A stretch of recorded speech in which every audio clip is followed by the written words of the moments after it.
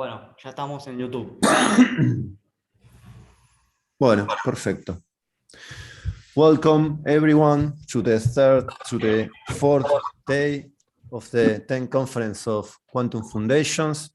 We are glad to start this morning session with Professor Marta Reboiro from the Department of Physics of the University of La Plata and the Institute of Physics of La Plata, CONICET. She will speak about exceptional points from a hybrid physical system.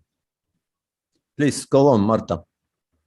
Okay, good morning to everybody. First of all, I want to thank the organizers for letting us share our work in this nice and interesting conference on quantum foundations. This work has been done in collaboration with Romina Ramirez and Diego Tielas from the University of La Plata.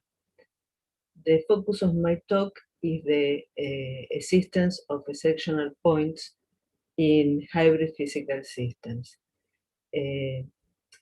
I shall highlight some connections to the time evolution of a given initial prepared state, and in particularly its behavior at long intervals of time. Hybrid models are systems consisting of two or more components intending to harness the advantages and strengths of each of these components. As an example, we can think of the model proposed 10 years ago by Zhu et al., consisting of a superconducting flux qubit coupled to a system of MBs, a nitrogen vacancy system, nitrogen vacancy vacancies in diamond. This system is interesting because the superconductive flux qubit can be used to model two-level systems and to make qubit operations. And due to the long coherence time of the MBs can be used as the memory of the system. Here is the experimental device. This is the diamond sample, and here on the top is the superconducting circuit. From the theoretical point of view, this hybrid model can be represented by a Hamiltonian consisting of three terms: a qubit term, a term associated to the nitrogen vacancy system, and interaction term.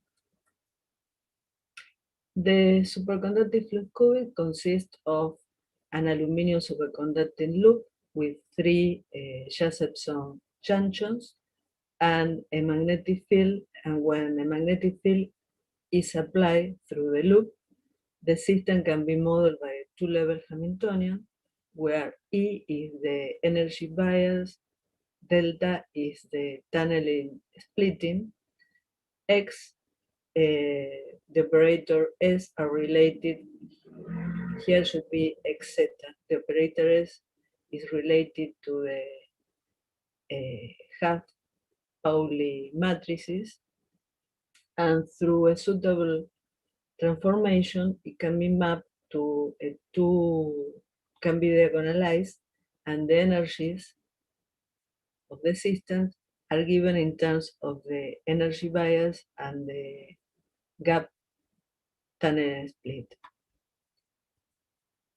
The nitrogen vacancy center is a defect in the lattice lattice of the diamond, where a carbon atom is replaced by a nitrogen atom, and its neighbor is a vacancy. This system can be modeled by the ground state of this system is a triplet. When there is no external magnetic field applied, the two excited states of the triplet are degenerate and separated from the ground state an energy of 2.88 GHz. This separation energy makes this system adequate to be coupled to the superconductive flux qubit. The interaction term is usually taken as a sigma, the component zeta of the spin of the qubit times the x component of the spin of the MBs.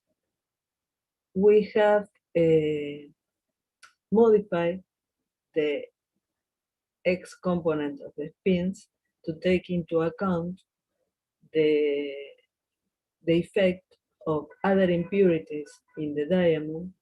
The more relevant are nitrogen neutral nitrogen vacancy centers called P1 centers, which are responsible for the loss of coherence of the MBs. So we have introduced this term that is non-admission. If the interaction is not present and we take a system of two MBs, we have the two levels of the qubits and three levels for the collective coupling of the two MBs. When the interaction term is turned on, there is a splitting of the levels, and due to the fact that this term is non-admission, some of the levels can acquire a width, that is, the eigenvalues of the system can be complex. To understand the spectrum of the system, we can see that the adjoint Hamiltonian is the transpose of H. That means that these both Hamiltonian are isospectral operators, and in consequence, the eigenvalues are either real or complex conjugate pairs. The basis can be labeled by the states of the qubits and the collective states of the MBs. Let us first describe what happens with the system of one superconductive flux qubit coupled to two MBs. These are the typical constants of the sector of the MBs, and we shall assume that the tunneling splitting of the superconductive flux qubit can be set at the value of 2D. And this adimensional coupling is the strength of the interaction in terms of the coupling E. If we plot the eigenvalues in terms of this adimensional coupling and in terms of the asymmetric parameter, we realize that there is a sector in the model, in the parameter model space, where the eigenvalues are complex conjugate. This limiting curve is the curve where exceptional points occur. An exceptional point is a point in the parameter model space where the eigenvalues are coalescent and also the eigenfunctions. That is, the matrix of the system is no longer diagonalizable. This pattern that I have plotted before for the case of delta equal 2D, this small d equals 0, is this line of here. And if we now vary the value of delta over d, we found that there is a regular pattern for exceptional points in the system. To look at the time evolution of the system, we shall use the formalism of the green function. If we have the Hamiltonian, the green matter is related to the Hamiltonian in this way, and the time evolution of the system can be expressed in terms of the Fourier transform of the green matrix.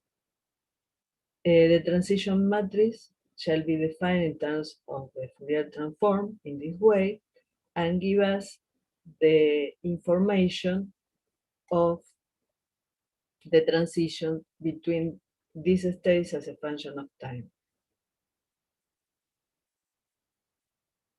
Here I have fixed the value of G to 0.02 gigahertz, and then this is the typical plot for an exceptional point. In this region, the energy is real. In this region and this region, the energy is complex conjugate. If we look at the transition probability, that is the entries of the matrix that I have defined before, for a long interval of time, in terms of alpha, we see that the transition probabilities of some states tend to value different from zero as the time as for long intervals times. This is the off-diagonal terms, and this is the diagonal terms. And in this region where the spectrum is real, here we have performed a promedio, we have promediate on two period of time the results. This is where the spectrum is complex. This is the steady value of the probability. Well, what is interesting is what happened at this point where the eigenvalues coalesce. As I have said before, for these points, we observe non-exponential decay because the matrix related to the transform of the green function has a block which corresponds to a journal form because the Hamiltonian at this point is no longer diagonalizable. And then the consequence of this is that the decay is no longer exponential, but we have some potential of t in the expression. If we study the survival probability for a coherent state, for an initial state prepared as a coherent state with azimuthal axis p/4 times or the system of the qubits in the ground state, we see that the probability, the probability, survival probability, can be written in analytical form this way. We observe that we have a factor t square in the numerator and in the denominator, so that as a function of time, this will evolve to a constant.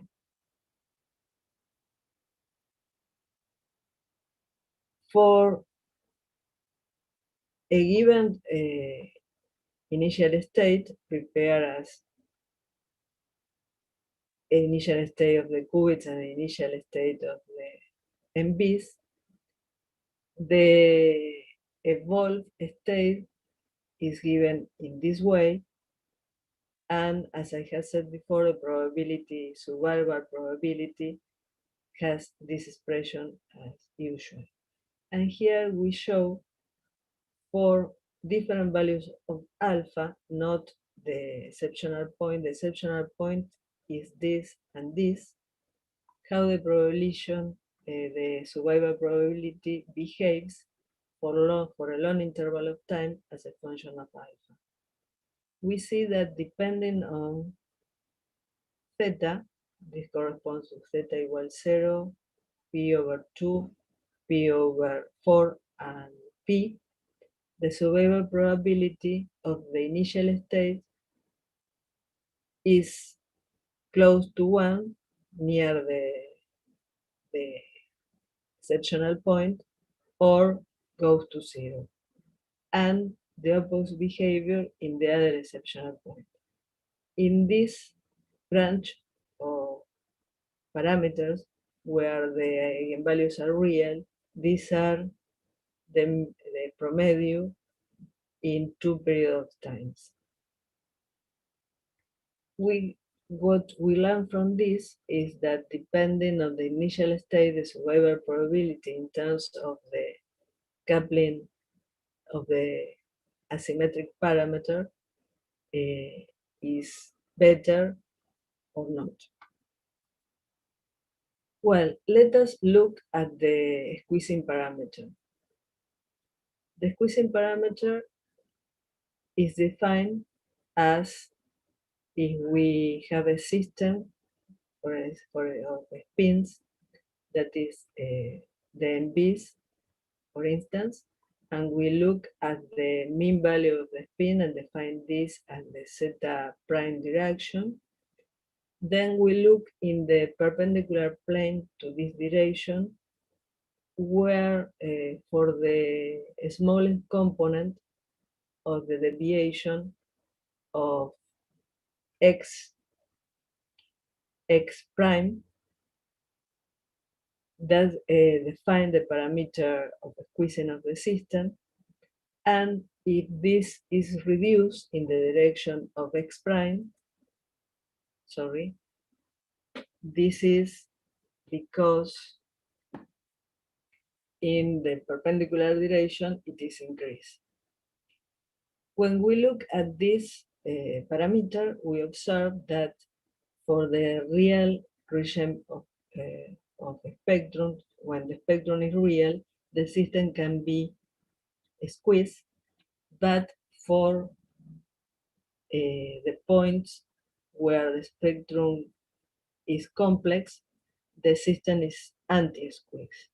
In particular, there is a point here where the mean value of the spins adopt the value 0, and for this point here, of course, this parameter diverge, and perhaps it is not well defined at this point, but for this particular point, we observe the following scene. We observe that if we have an initial state prepared as a coherent state, for instance, with theta equal p over 2, it evolves in time to this particular state, which is composed of the superposition of two coherent states. This state was identified as a Schrödinger cat state by Agarwal and co-workers some time ago. So what happened is that if we prepare an initial state in this particular, with this particular coupling and with this particular asymmetry in the state, the coupling interaction will end with a Schrödinger cat. These are the plot obtained by computing the Wigner discrete function for the ISU2 model.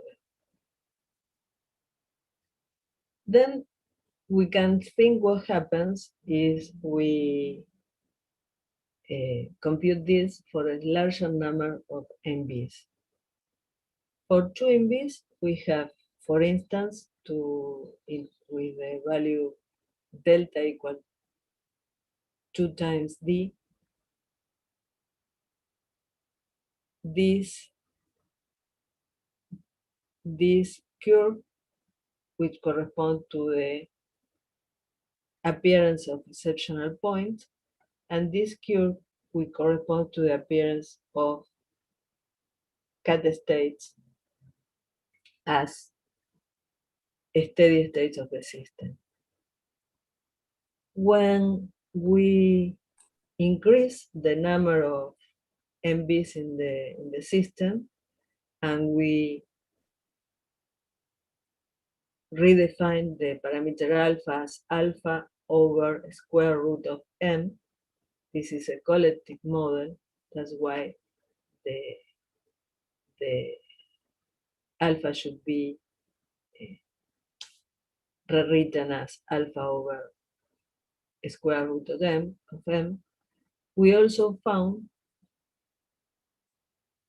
a regular pattern of exceptional points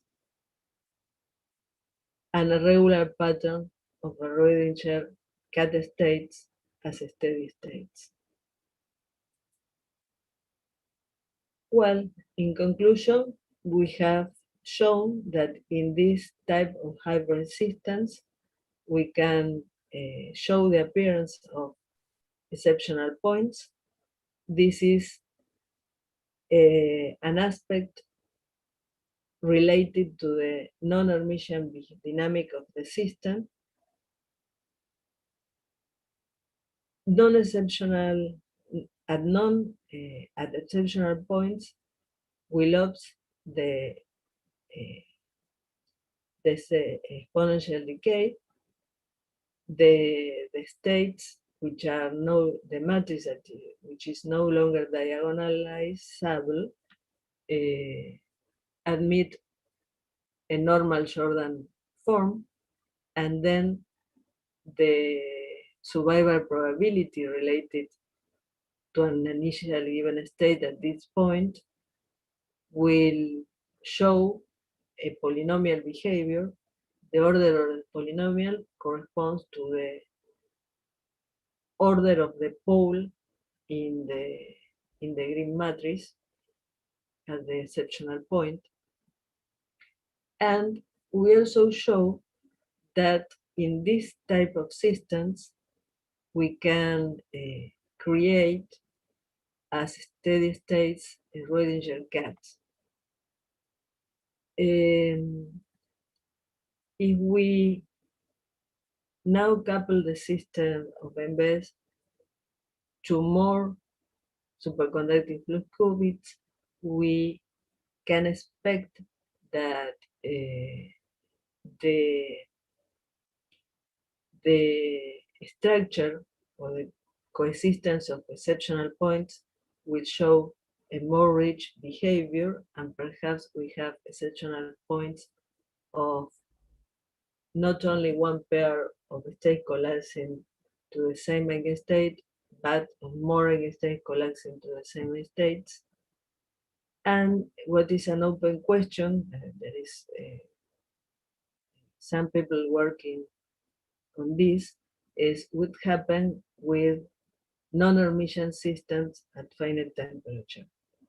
We have recently begun to work in this work, but well, I hope next year we can give some insight on this. Well, thank you very much for attention. Thanks. Thanks, Marta. Thanks for this great talk. Now, if there are some questions, please write them down in the chat and I will pick them up.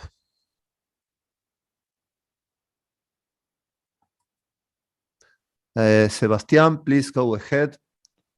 You can open your mic if you want. Hello, Marta. Thank you for your talk. I think that I know what you think, but I want to hear you. Do you have some interpretation or conceptual interpretation of the meaning of the imaginary part of the energy? And the second part of the question is, in this formalism change the interpretation of the energy that we know, even in the real part of the energy or not, is the same. This is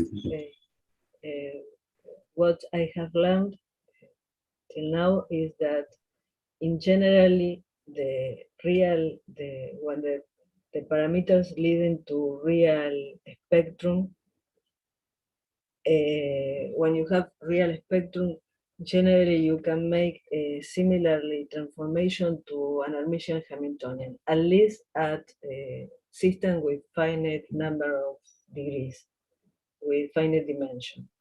So the part of real spectrum, I think that is almost the same that Hermitian Hamiltonian through a similar transformation. The other sector of the model, the complex energies, well, in finite systems, I will think of the usual concept of loss and gain, and you say, well, if the eigenvalue have a negative part of the energy of the complex energy, you are modeling a loss system, and if you in some way can add things to the system, then you have to have the positive part of the energy, of the complex energy. That is for finite systems. And this was nice. There are a lot of experiments particularly in optical physics. I can give you some recent results by mail, the reference. Now, the problem is with infinite dimensional systems. There, we have worked out the model. I don't know if you are familiar, the model of Swanson, that is a very simple model that is a quadratic model of bosons, and one sector interaction has an strength different than the other. And it has a broken symmetry phase that has a complex pair and eigenvalues. And we have learned that with proper choice of the parameters and with adequate transformation, we can also make some relation between the Hamiltonian and its adjoint. But now the eigenfunctions does not belong to the Hilbert space because they are not square integrable. So you have to use the formalins of Gelfand triplet, and then when you look at the time evolution in this case, you have to be carefully, you have to do it carefully because it is not a resonant and anti-resonant state as stated the other day Manuel Gadela. They are the time reversal one of the other, and then you have to make the evolution with the resonant states for t greater than 0 and with the anti-resonant state with t less than 0. And it is, as Manolo said, it is tricky because you have to deal with sometimes with metric operation that with similar operators that are not definitely positive defined, and so you have to look at the good metric and so on. There is still too much to do, a lot of things to do. Okay, thank you, Martin. Okay, we are on time, so we thank Marta for this great talk. So we put some internet claps Thanks. And now we move on to the next speaker of this morning session, who is Alison Percy. Please, Alison, if you can start sharing your screen. Hi. Okay, can you hear me? Yes, perfectly. And also, perhaps it's better if you put a full screen mode. Okay. Okay, so the next speaker is Alison Percy from the University of Sao Paulo, Brazil. And he's talking about, are we witnessing non-local phenomena when non-contextuality inequalities are violated? Please, Alison, go on. Okay, so I'd like to thank the organizers for having accepted my talk, and congratulations for this very nice conference. And it's a pleasure to be here. And so, as you see, this talk is about a question. And the question is if we are witnessing non-classical phenomena when non-contextuality inequalities are violated. And I would like to begin this presentation by justifying this question. And in order to do that, I will show a couple of examples of very recent papers where this claim is made. So the claim that contextuality, which means, by which I mean the violation of a non-contextuality inequality, is some kind of signature of non-classicality. So these are the examples. So contextuality is a non-classical behavior that can be exhibited by quantum systems. It's a non-classical feature challenging everyday intuition. It's a non-classical property exhibited by quantum statistics. It's a key signature of non-classicality. And finally, it's the archetypal non-classical feature of quantum phenomenology. So we know that this is a quite common view. And in order to contrast contextuality and classicality, let me explain what I mean by classicality. And I will do that basically by quoting this paper. And okay, and the main point is that, as I see it, a criterion for classicality must have a phenomenological meaning. So, as they say in this paper, a criterion of classicality must allow us to say that, in some sense, nature fails to respect classical physics. So, non-classical phenomena must defy classical understanding. And this is basically what I expect from a criterion of classicality. So we can now rephrase our initial question just to be more explicit. And we are asking if nature fails to respect classical physics when non-contextuality inequalities are violated. Okay, so now let's discuss non-contextuality inequalities. And this definition of contextuality, that is the violation of non-contextuality inequalities, it's a very operational definition in the sense that it's a definition we apply for experimental data. So contextuality. Wait, there's something. I will try to mute Federico. Everyone, please mute their phones. Sorry, Alison, please go on. Okay.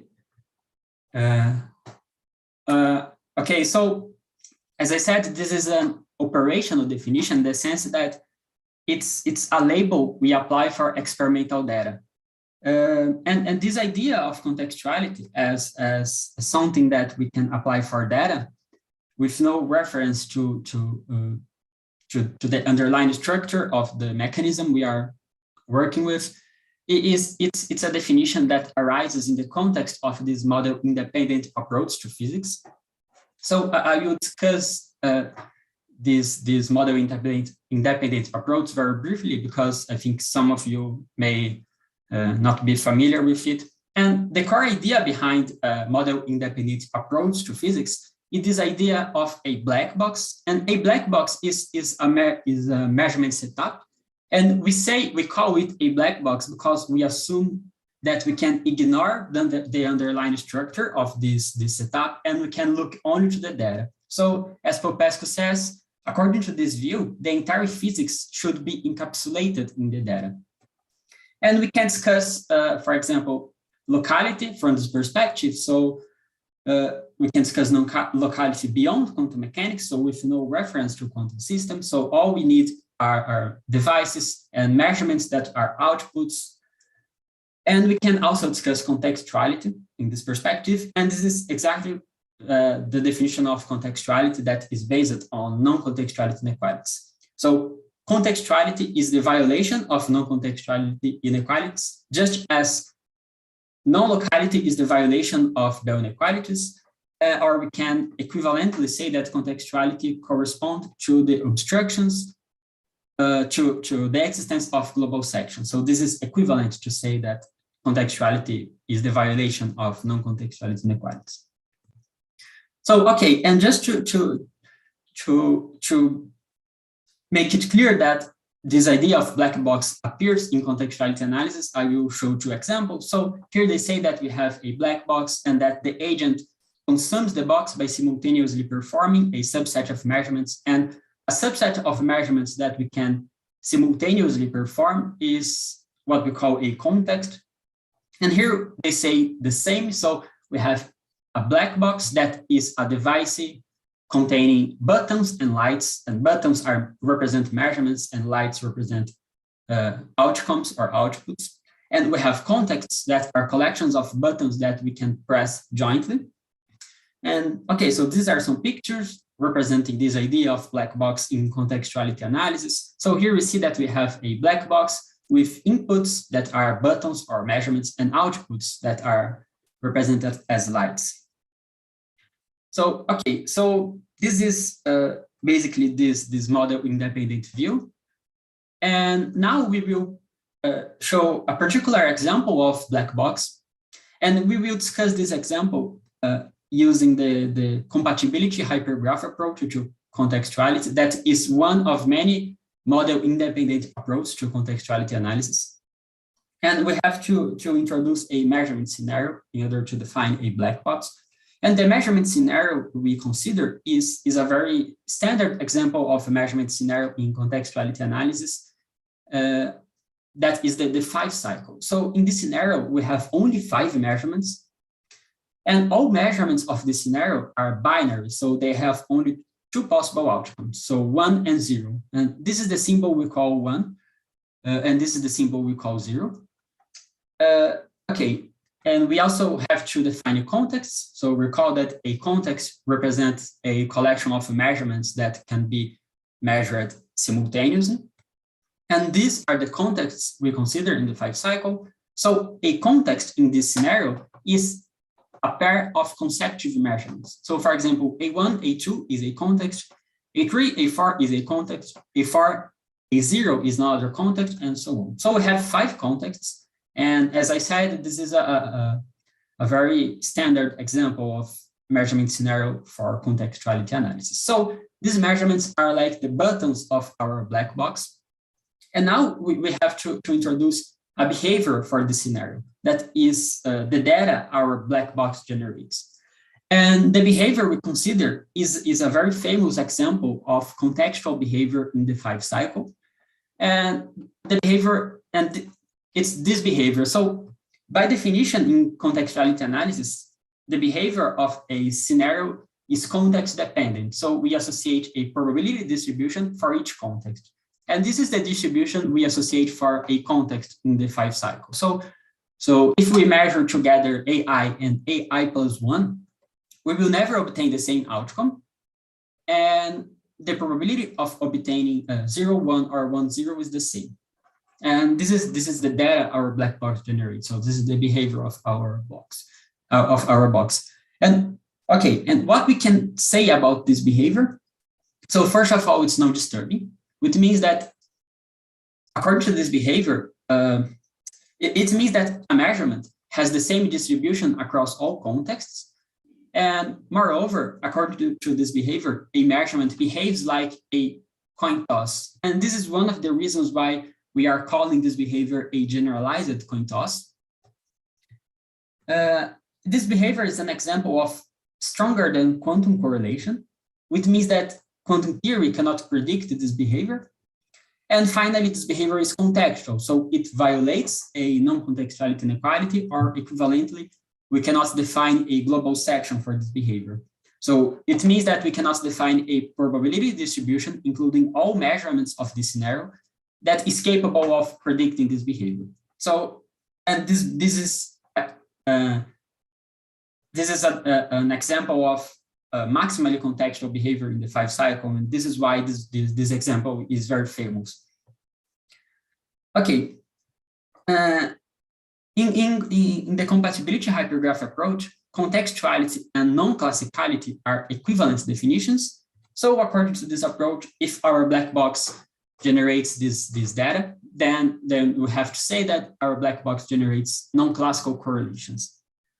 Okay, so thus far we have discussed contextuality from this model-independent view, and we have showed a very famous example of contextual behavior in the 5 cycle. So this is the data our box generates, and this is the data we are going to analyze. Okay, but now let's look inside the box, and to begin with, I would like to compare Bell inequalities with contextuality inequalities, because as I said, contextuality, according to this definition, is the violation of non-contextuality inequalities, just as non-locality is the violation of Bell inequalities from this model-independent perspective. So let's compare these two definitions. So suppose we have a Bell scenario. So it's a scenario containing 2 space-like separated parts. So each part has a black box, and each part is performing measurements, and they are generating data together, and we analyze this data. And if this data violates a Bell inequality, we can say that we are witnessing a non-local phenomenon, which means that and locality or non-locality is a physical concept in the sense that we can define it in terms of physical principles. For example, we can define locality using special relativity. And in this case, the data we have is intrinsically associated with a physical phenomenon, and we can really ignore the underlying structure of these boxes. So these measurements, they can be, for example, questions, yes, no questions we ask for these agents, and these outputs can be answers they give.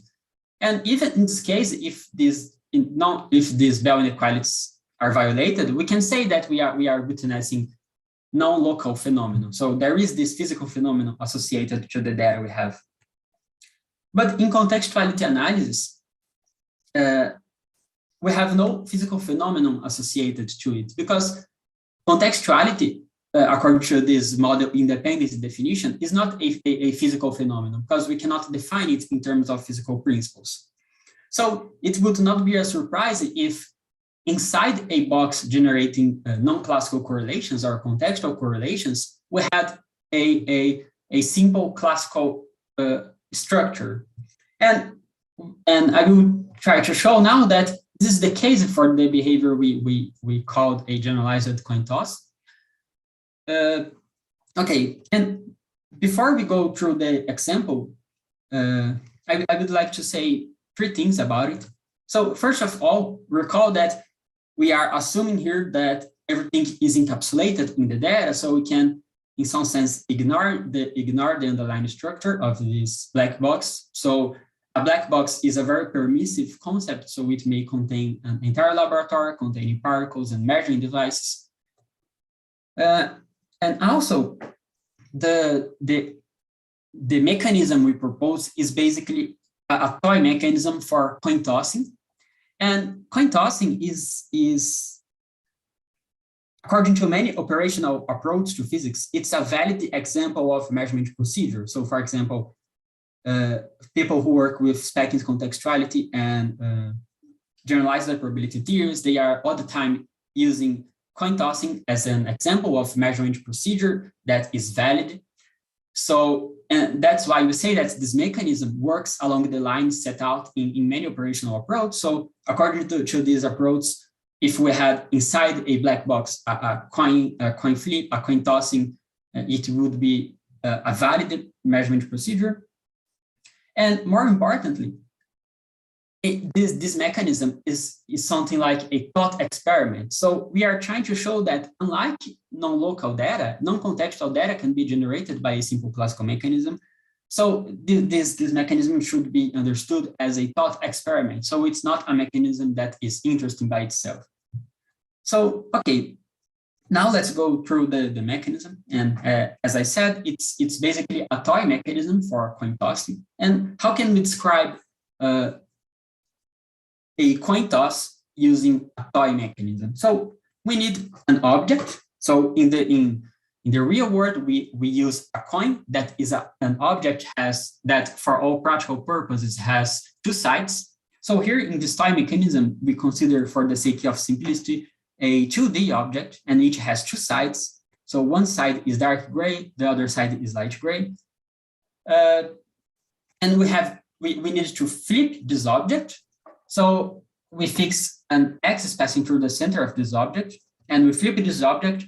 And at the end of the movement, we look to the side that is showing when the coin lands. So this is the real case. So in this toy mechanism, we fix this side of the object. So, and we imagine that this is a sensor, and the sensor can detect color that in this case is gray. And it can distinguish dark from light color. So we have these two outputs. So these outputs are like heads or tails. So they are dark gray or light gray. And the behavior we obtain if we perform these measurements. So if we flip this coin, is the behavior of a fair coin flip, because this mechanism is constructed for this purpose. So, okay, so this is a toy mechanism for coin tossing. And the point is that we can propose a straightforward generalization of this mechanism that is capable of generating the behavior we called a generalized coin toss that, as I said, is a very famous example of contextual correlation in contextuality analysis. So in a coin toss, we have one binary measurement. So we need an object having one pair of oppositive sides. But in the generalized coin toss, we have 5 pairs of oppositives. So we have 5 binary measurements. So we need an object having 5 pairs of oppositive sides. So it could be something like a 10-sided dice or something like this. But we are proposing just a toy mechanism. So we consider a 2D object, and this is a regular decagon. And for each pair of oppositive sides, we associate a measurement. And for each measurement, we associate a color. And okay, and the measurement procedure inside this box is a coin flipping, but the flipping is determined in this case by the context.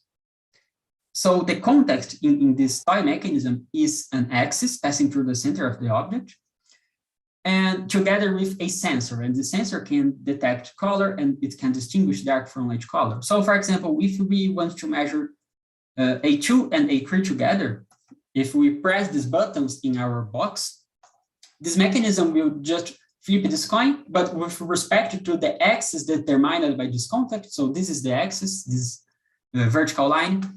And if we do that, we can obtain 2 possible outcomes. So we can detect dark yellow and light green, or we can detect light yellow and dark green. So we can never detect, for example, dark yellow and dark green because they are in opposite sides of this object. So this is a mere geometrical restriction of the object, and this is why we have this. We have the correlation that is predicted by the generalized coin toss in this context.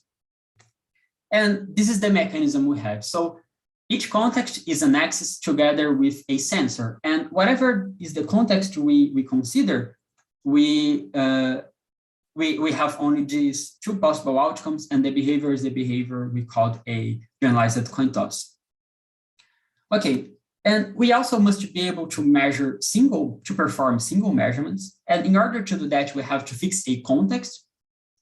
So this is the general case in contextuality analysis. So for example, if we want to measure these measurements A0 that is red, we have two options. So we have 2 contexts containing A0, and we have to choose one of them. So we can choose, for example, this context, and we just flip this object. And so we have two possible outcomes, so dark red or light red, and the behavior is the behavior of a fair coin flip. So to sum up, this mechanism, this toy mechanism, or this thought experiment, generates the behavior we called a generalized coin toss. And okay, and what we can say based on this example, based on this thought experiment. So first of all, let's discuss contextuality beyond quantum theory. Okay, so the first point is that without a clear specification of what measurement means, contextuality has no phenomenological significance, which means that the meaning of contextuality, or the phenomenological meaning, depends on what we mean by a measurement. So in contextuality analysis, the underlying structure matters. So we cannot say that, I think that based on this thought experiment, I think this thought experiment suggests that we cannot ignore the underlying structure in order when we are analyzing data from this perspective of contextuality. Which means that in contextuality analysis, the entire physics does not seem to be encapsulated in the data. So what we mean by measurement is important. And finally, contextuality, at least beyond quantum theory, does not require non-classical phenomena. Okay, and can we say something about contextuality in quantum theory based on this thought experiment? And I think we can. So note that in our thought experiment, we are working with a classical object. So it's basically a coin. So it's a classical object in the sense that it's a rigid body. So it's just a toy mechanism. So we say it's a 2D object, but we can imagine it as a real body, just as we imagine a coin as a rigid body. And okay, so we have this classical object, and measurements, our measurement procedures, are not revealing properties possessed by the system. And also we have context, so not all measurements can be simultaneously performed. So we have this restriction that is an instrumental restriction. So this is part of our mechanism. So it means that in our thought experiment, we are working with measurements that I like to call epistemic, that are measurements that are not revealing properties possessed by a system. And we know that this view on measurement is a very common view on quantum measurements, because we have Cauchy-Specker theorem, and Cauchy-Specker theorem says that self-adjoint operators cannot be thought of as representing properties simultaneously possessed by a system. So Cauchy-Specker theorem suggests some kind of epistemic view on measurement. So we have to accept that measurements are not revealing properties possessed by a system, or at least that they are not revealing properties that are simultaneously possessed by the system. But the point is that if the measurements we have are epistemic, so if the measurements we have are not revealing properties of a system, then we have contextuality in the data. So the data our system generates will violate non-contextuality inequalities. And it's not because the system is non-classical or it's classical, it's because measurements are epistemic. And the reasons that epistemic measurements cannot be defined as random variables sharing the same sample space. So we cannot define the measurements we call the measurements that are like coin flippings in our thought experiment. We cannot represent those measurements as random variables in the same sample space. And that's why we have contextuality in quantum systems, I think. And we must recall that KS theorem, Cauchy-Specker theorem, is about realism. It's not about classicality. So to sum up, in quantum mechanics, we have, so if it, in general, actually, if we have epistemic measurements, so if we have measurements that are not revealing properties possessed by a system, and if we have context, so if we have these restrictions on what we can measure jointly, then we have contextual data. So we have no ground for expecting non-contextuality in the data, because our measurements are not random variables in the same sample space. So I think that this thought experiment suggests that those who accepted the epistemic view on measurements, that is the view suggested, for example, by the orthodox interpretation. This is the view held by Bohr, and this is a very widespread view on measurements in quantum mechanics. So those who accepted this view, I think that should not take for granted that nature fails to respect classical physics when quantum systems violate non-contextuality inequality. So it seems that these violations are actually our consequence of the type of measurements we are considering. And if we accept that the measurements we have in quantum systems are epistemic measurements, then we should not say that nature fails to respect classical physics when these violations occur. And that's it. That's what I had to say today. And thank you. Thanks, Alison. Thanks for this talk. So we have some time for one short question, because now we are on 9:56. So if someone has a question, please go on. So I have a question, or perhaps an observation, which is you can see the violation of Bell inequalities as a particular case of a non-contextuality inequality, right? Because and when you speak about model independence, it is not so independent of physical laws, because in model independence you have space-time structure. So this is not stressed usually in the literature about it,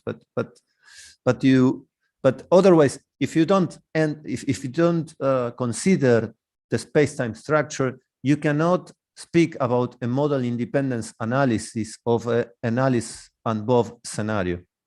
You cannot even speak about space-like separation between measurements, you know?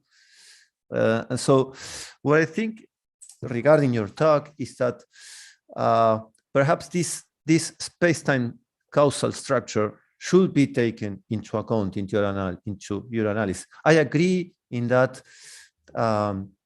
if you don't take space-like separation, you can reproduce everything with a classical mechanism. I think that is accepted, right? I mean, because you have examples of contextuality in, for example, in mathematical psychology and so on. That I agree.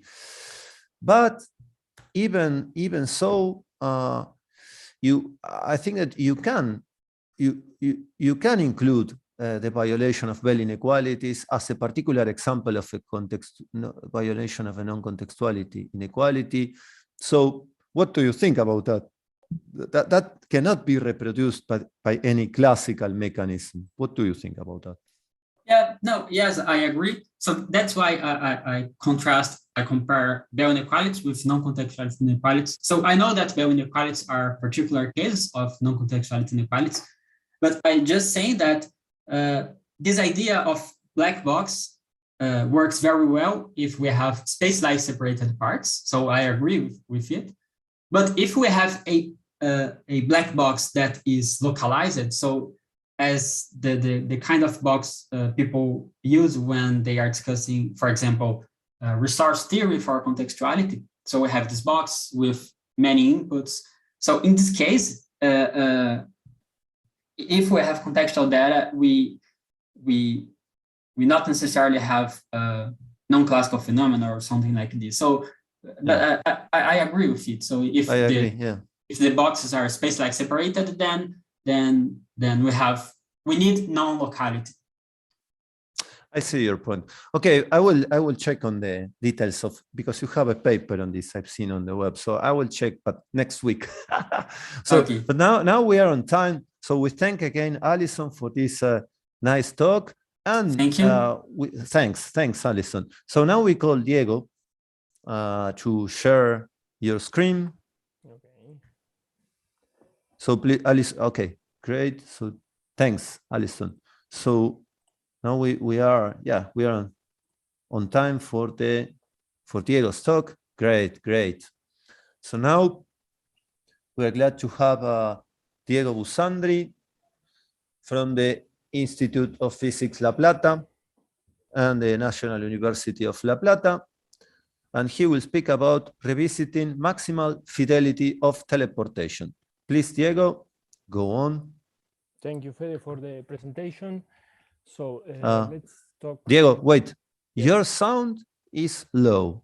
You could speak like this, and it's good, but if you could... Now? Yeah. Now it's much better. Thanks. Please, come on. Thank you, Fede. Oh. Sorry. No problem.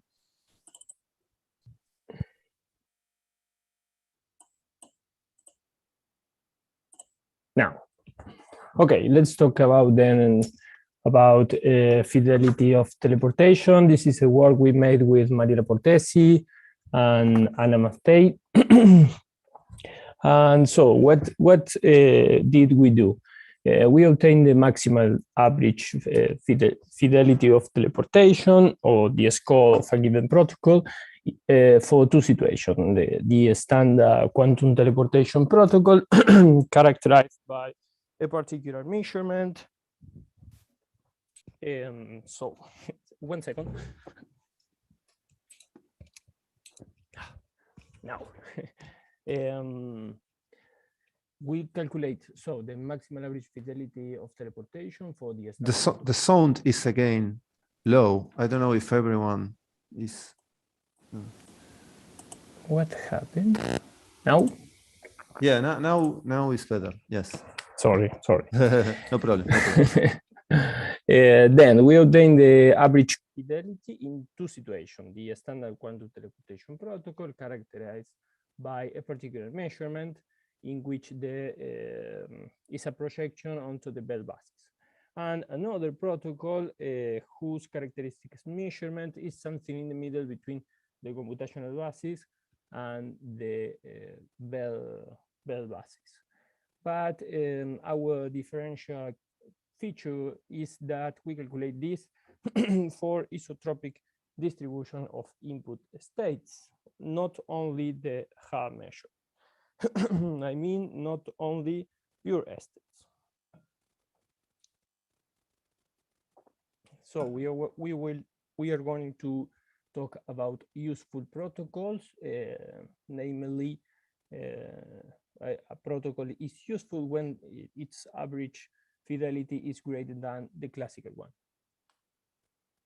Our key point, or our main result, is that when you take an average over a more general distribution than the Haar measure, the quantum teleportation protocol can be useful when your resource has no quantum correlation. So even for a classical quantum estate. Well, what is the meaning of fidelity of teleportation? Let us suppose that we have a protocol P producing output state given by rho out with probability pi for an input state, or a qubit state given by rho a. And rho a is characterized by its Bloch vector T. Okay? And so if you want to know how well the quantum teleportation was performed, you can quantify the similarity between rho a and the final outputs, calculating equation 1. But this measure depends basically on the input states, I mean equation 1. So we should take the average over your initial distribution of states.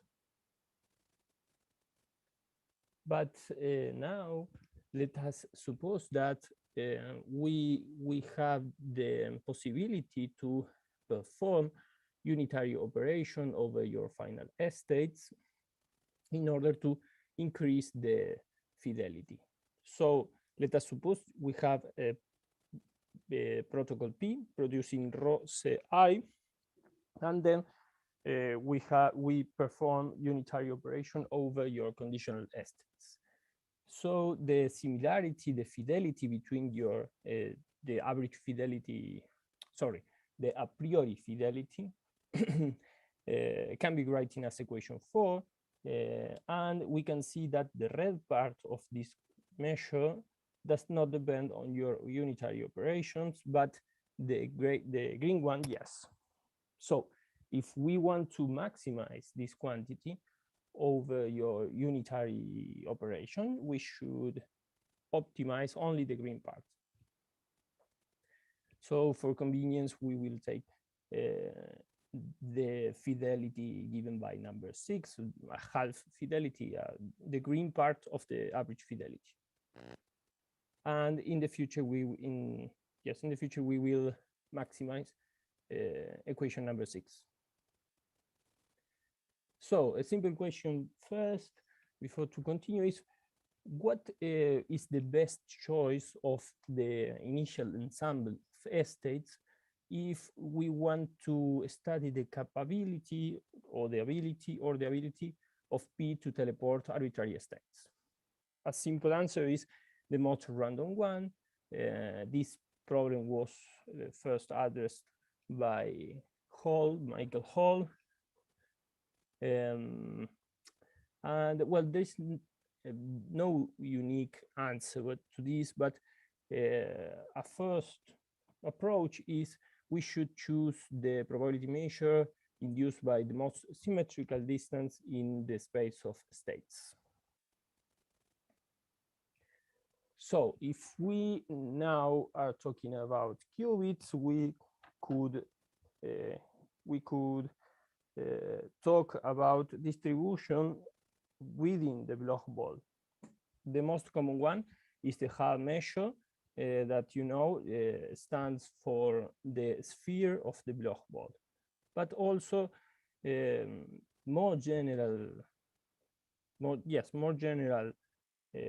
ensembles of initial states can be taken as, for example, the completely random mixed states within the Bloch ball induced by the Hilbert-Smith distance and also the corresponding distribution to the Bures distance. So we will compare our calculation in the quantum case with the classical case. So we should review first the classical teleportation protocol, and it's a procedure that consists of a measurement directly over the system that you want to teleport, and once you have the result of your measurement, you prepare an state according to a guessing strategy. Then you have two states: first measurement, then preparing a state according to the information that you have obtained with this measurement. This problem was already solved for the qubit case and isotropic distribution of input state, a general one, by Vidal. And the solution is given by equation 7, that we have here the maximal average fidelity of teleportation in the classical case. So equation 7 is the maximum over the measurements and the guessing strategies. Two common examples that we could address is the Hall measure. Then you obtain this famous result of 2/3, and for example, for completely mixed state in the Bloch ball, and you obtain a different result. Now, the quantum teleportation protocol consists of 3 qubits, A, B, and C. Our aim is to teleport the state of qubit E to the system C. And the first step consists in prepare a joint estate, a joint estate in the systems B and C. The second one, we should measure jointly over the systems A and B, obtaining conditional estates. Once you have your result, you share your result to Bob, who applies the unitary transformations in order to increase the average fidelity or the score of the protocol.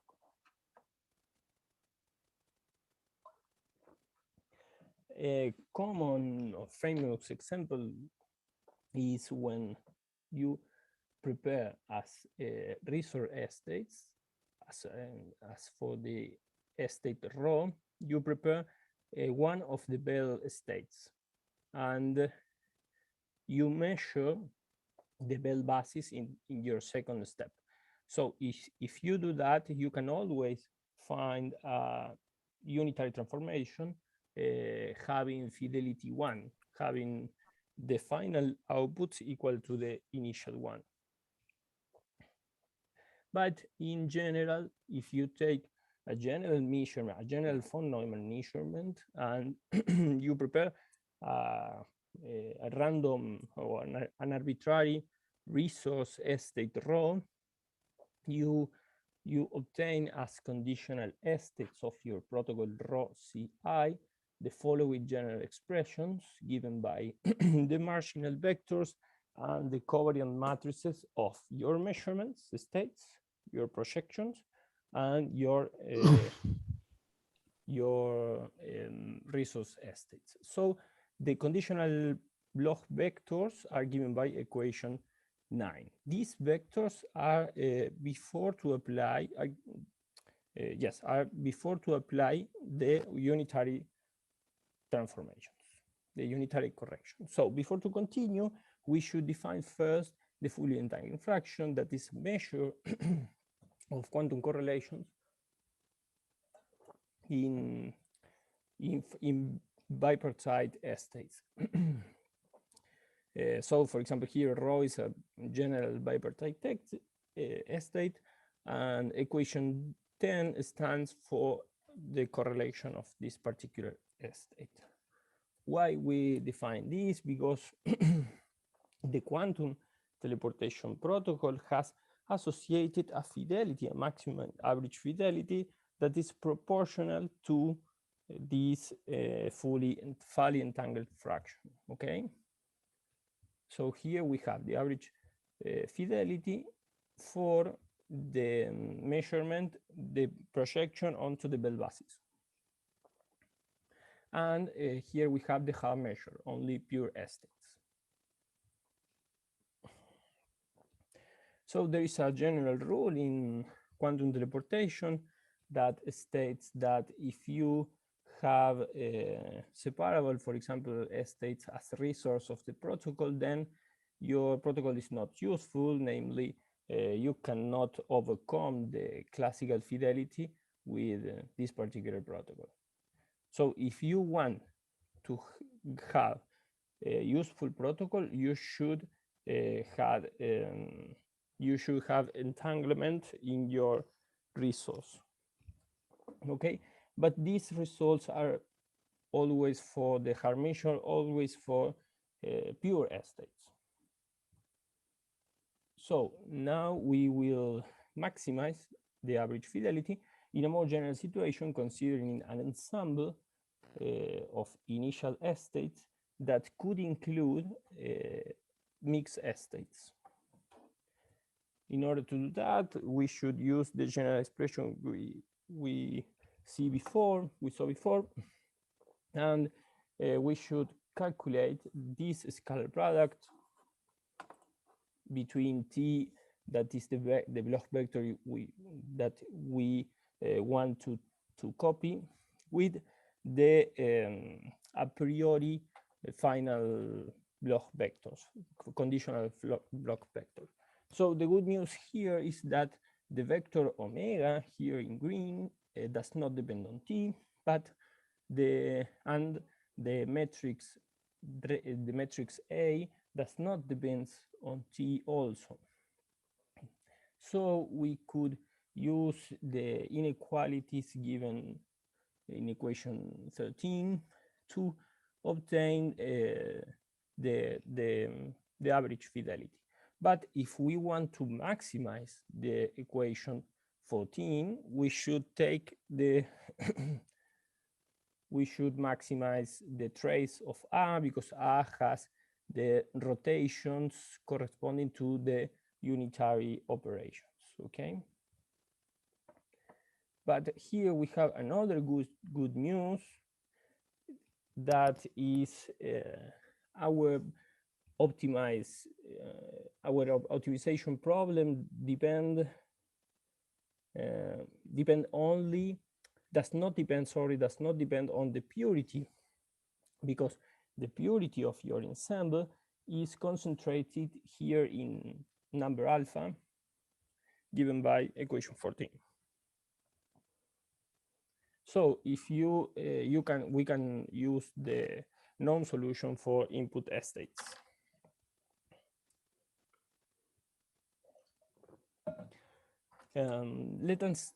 So this is the general solution for the standard quantum teleportation protocol, and considering a random distribution of input states. Let us take now particular example, particular resource states, in order to see what happened with the average fidelity, comparing with the classical one. Let us take now as resource states a Bell diagonal state. So the new expression we will have is this one. And if we take a Werner state as resource of the protocol, we have this average fidelity. And the good news here is that if we take, for example, the random distribution of initial states, the completely random distribution in the Bloch ball induced by the Hilbert-Smith norm, we can obtain the analytical expression. So the question now is the protocol is useful only when the resource is entangled? So the quick answer is that no. And we have this picture, this figure. Here we have the average fidelity, and this part correspond to separable Werner states, and the horizontal line correspond to the classical average fidelity. So we have an entire range of separable states overcoming the classical fidelity. So we have a resource without entanglement, and we are overcoming the classical average fidelity. For a random distribution, a completely random distribution in the Bloch ball. So now the question is if the quantum disk-Coriolis correlation are responsible or not for overcoming the classical average fidelity, because here we have discord, for example. We have quantum correlation, we have separable states, but there is quantum discord. And again, the answer is no. And in order to see this, we will take a classical quantum Bell diagonal states. The expression of the average fidelity is given by equation 17, and it corresponds to this curve. We have again an entire range of resource states, classical quantum resource states, overcoming the classical fidelity. So now the question is what happened here, and in order to answer this, we consider another protocol that whose characteristic measurement is something, is a von Neumann measurement that it is in the middle between the computational basis and the Bell basis. So in this new protocol, we can take off the entanglement of the measurement and see what happened. The expression is this one.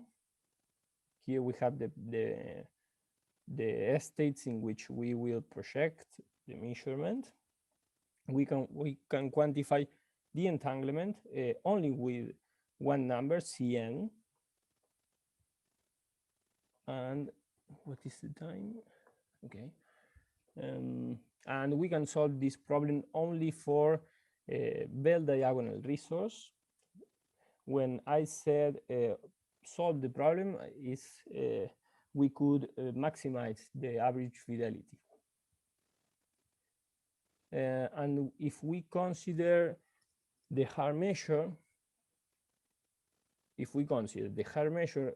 namely only pure estates as initial estate of the protocol, here we have the estates, the Bell diagonal estates that are not useful depending on the measurement.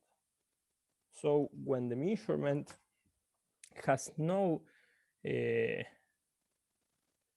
when the measurement is the Bell basis, sorry, here we should take Cn equal to 1. In this situation, we are in a standard quantum teleportation protocol.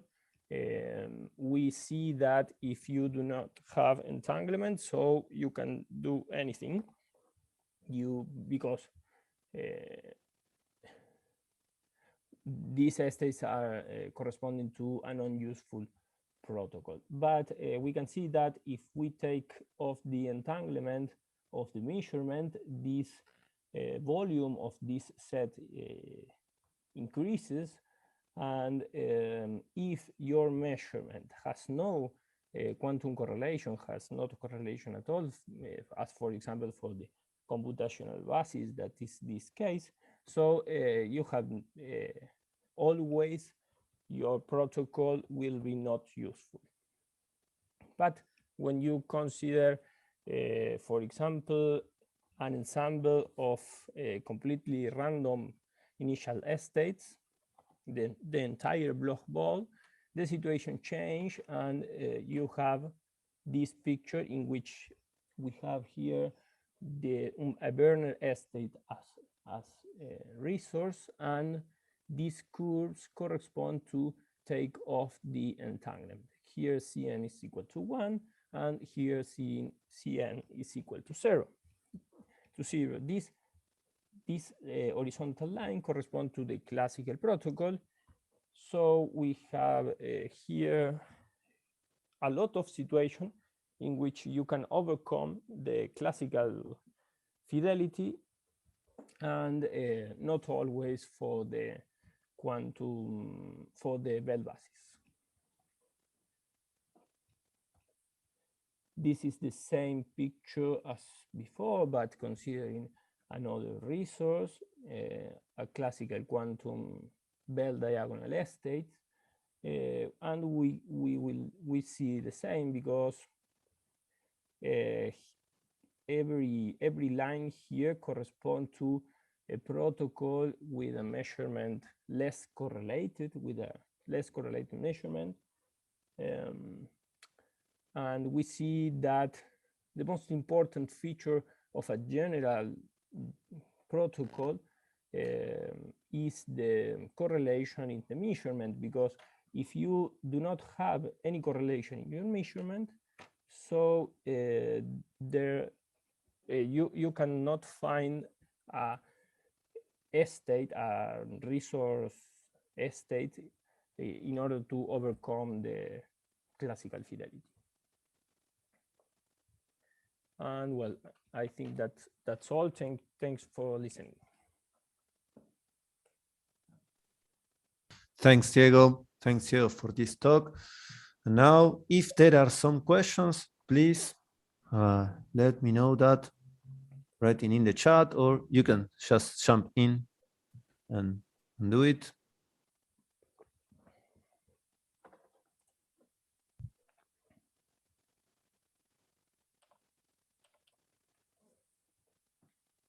So, okay, if there are no questions, we thank Diego for this talk. And now we have, Thank you, Fede. thanks, Diego, thanks. So now we have time for a break, and we return at 10:40, okay? Remember that there's been a small change in the program, and instead of Eloisa Cuesta, we will have Carlos, the talk of Carlos Ciepilewski at 10:40 Argentina time. So we wait here for Carlos' talk. Thanks.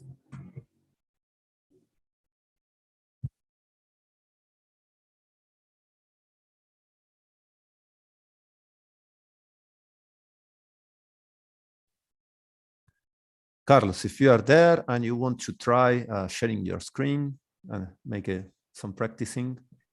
Yeah, give me 1 second. Yes, no problem, no rush. We have until 10:40.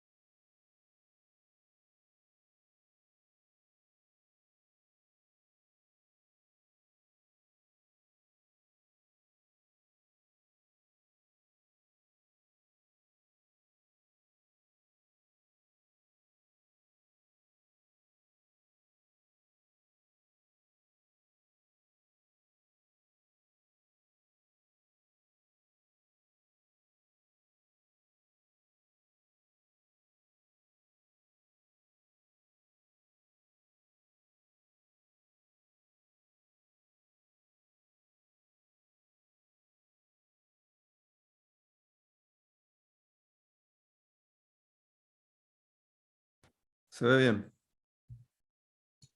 Perfecto. Perfecto. Sí, a ver, para pasar a diapositiva, a ver si Un segundo. anda. Sí, ¿verdad? Sí, sí. Sí, perfecto, Ok. perfecto. Joya. Joya. Tengo 25 minutos, ¿verdad? Alrededor de 25 y 5 de preguntas. Sí, claro, sí. Sí. Si te pasás, bueno, un poquito se come las preguntas, ¿viste? No podemos pasarnos del tiempo porque como hay gente, bueno, de otros países, bueno, no sé, Claro. ¿no? Porque después habla como que a los y a ver, tenés hasta 11:10. 11:10 te corto, sea lo que sea. Va. Dale, dale. Así que bueno, eso manejalo vos, ¿viste? Nada, en un congreso presencial es más fácil pasarte porque está toda la gente ahí, entonces bueno. Sí. Pero acá como están claro, como por ahí están dando clases o cosas así, ¿viste? No. Y son de zonas horarias muy distintas. Sí. Entonces es muy difícil compatibilizar todos los horarios. Hicimos como un lío, ¿viste? De preguntarle Sí, a cada claro. uno si podía, claro. Ah, incluso para la diferencia de Argentina y México es un poquito un problema y solo son 3 horas. Imagínate los que Sí, están del otro lado. claro. Para ustedes que es muy temprano, ¿no? Sí, bueno, claro. Y empieza Pobre. a las 6. Bueno. Sí, igual lo bueno es que después quedan grabadas, entonces si alguien se la perdió o algo así, la pueden volver a ver. Después las vamos a editar, ¿viste? Y subirlas todas en el canal de YouTube, así. Porque sí, yo hay algunas que necesito verlas de vuelta, ¿no? Para ver los detalles, las cuentas, las Claro. referencias. Sí, sí. Todavía no las has subido, ¿verdad? No. No, está todo subido porque queda grabado el crudo en Ah, sí YouTube. queda grabado. Queda grabado, claro, queda grabado el crudo. Pero está crudo. Es decir, si por ejemplo, después cuando quiera buscar tu charla, tengo que ir, buscar son 3 horas. Pero después las vamos a recortar y bueno, sacar, por ejemplo, esto que estamos discutiendo, que no creo que nadie quiera ver. Y dejamos solo la charla.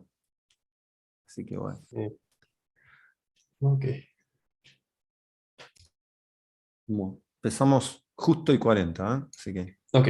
Ahorita, un segundo. sí.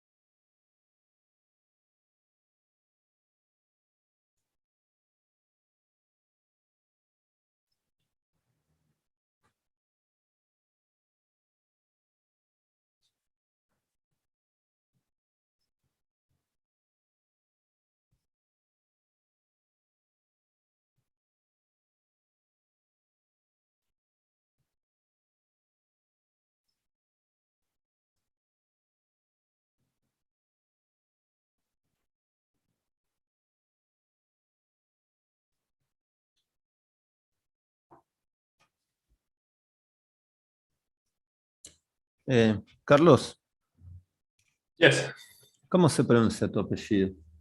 es Chepielewski.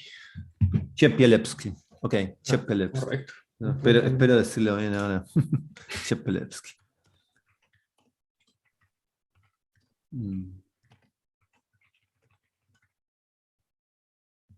Sería Carlos San Juan Chepielewski. Así es. Ok.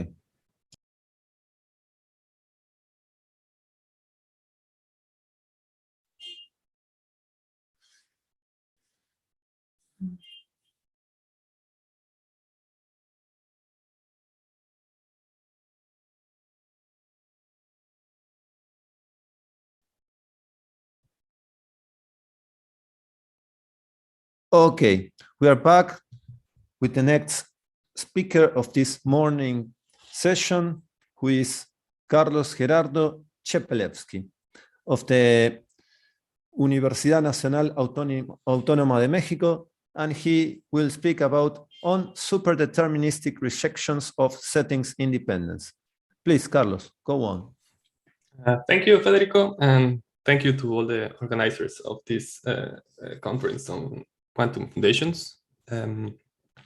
I'm very grateful to be here and to be able to share with you work that I find particularly interesting.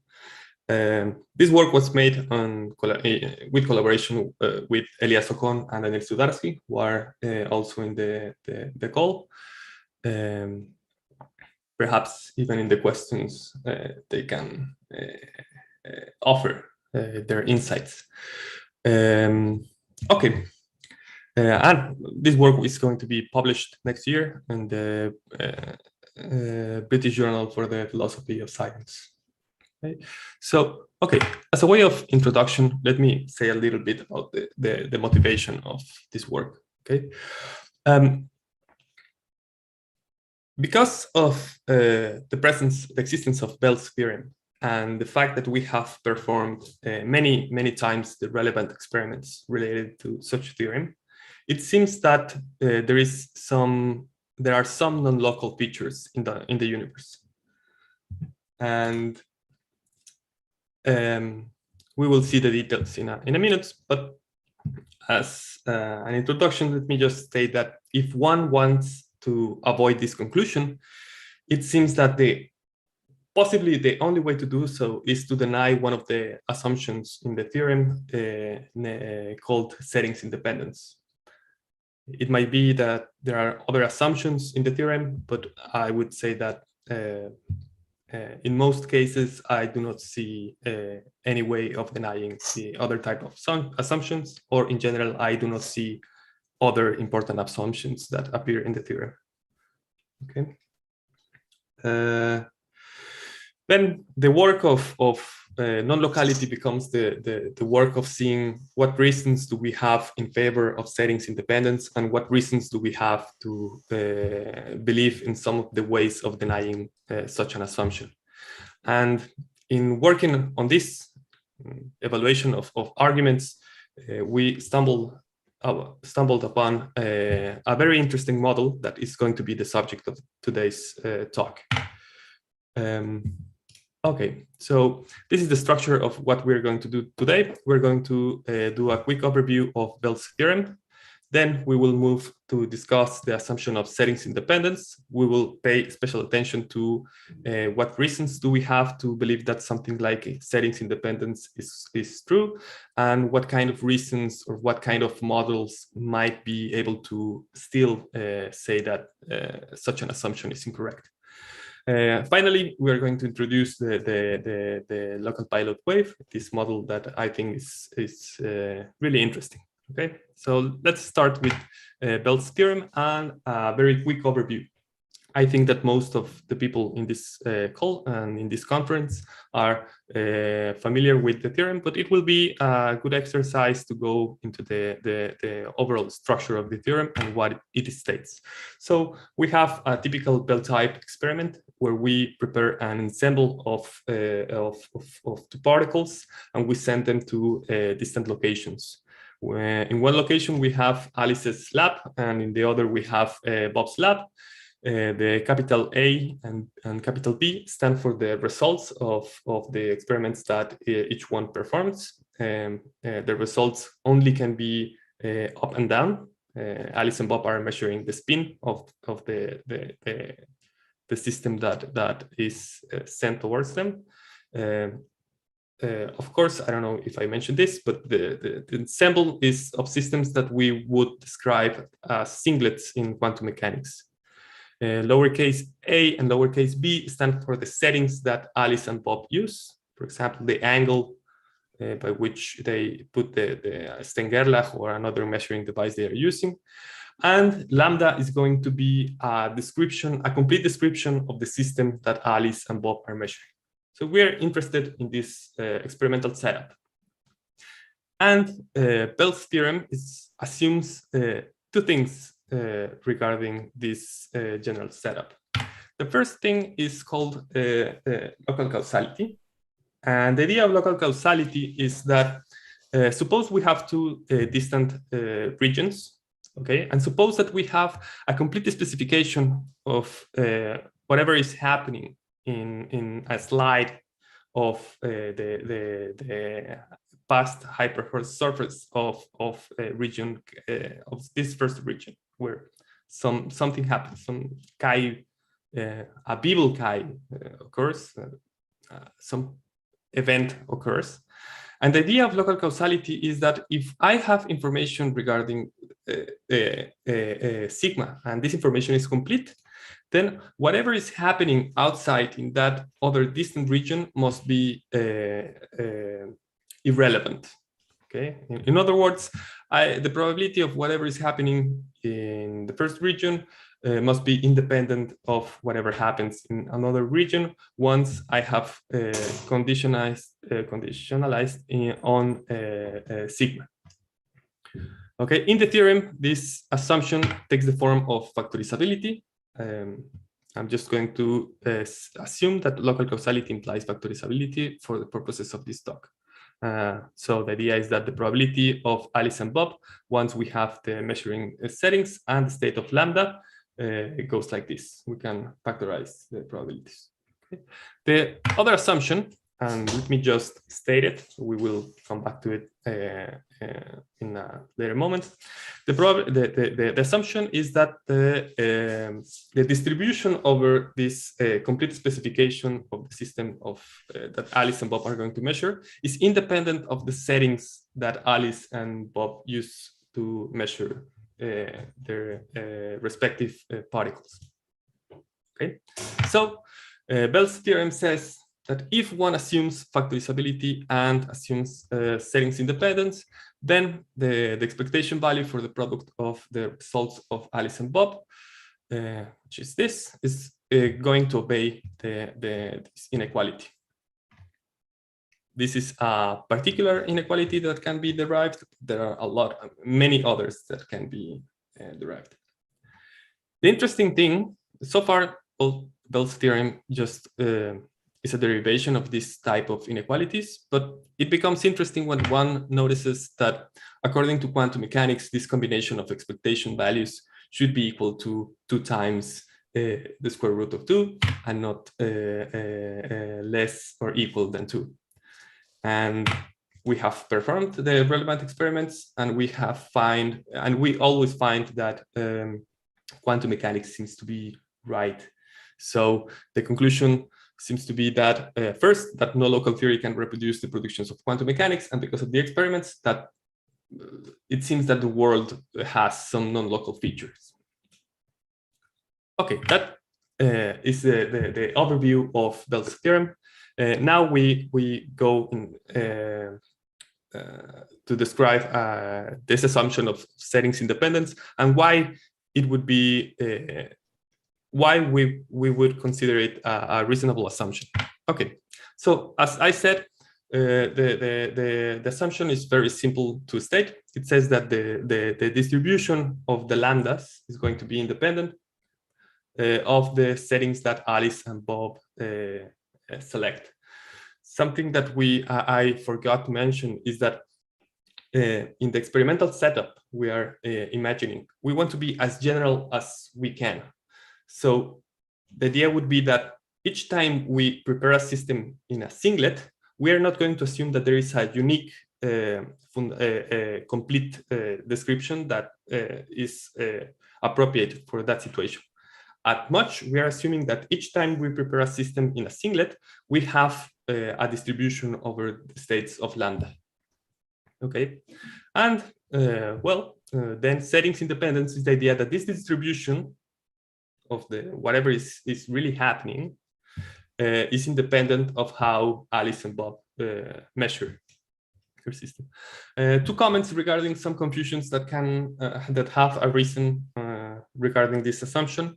The first one is that this assumption has nothing to do with the free will of either Alice or Bob.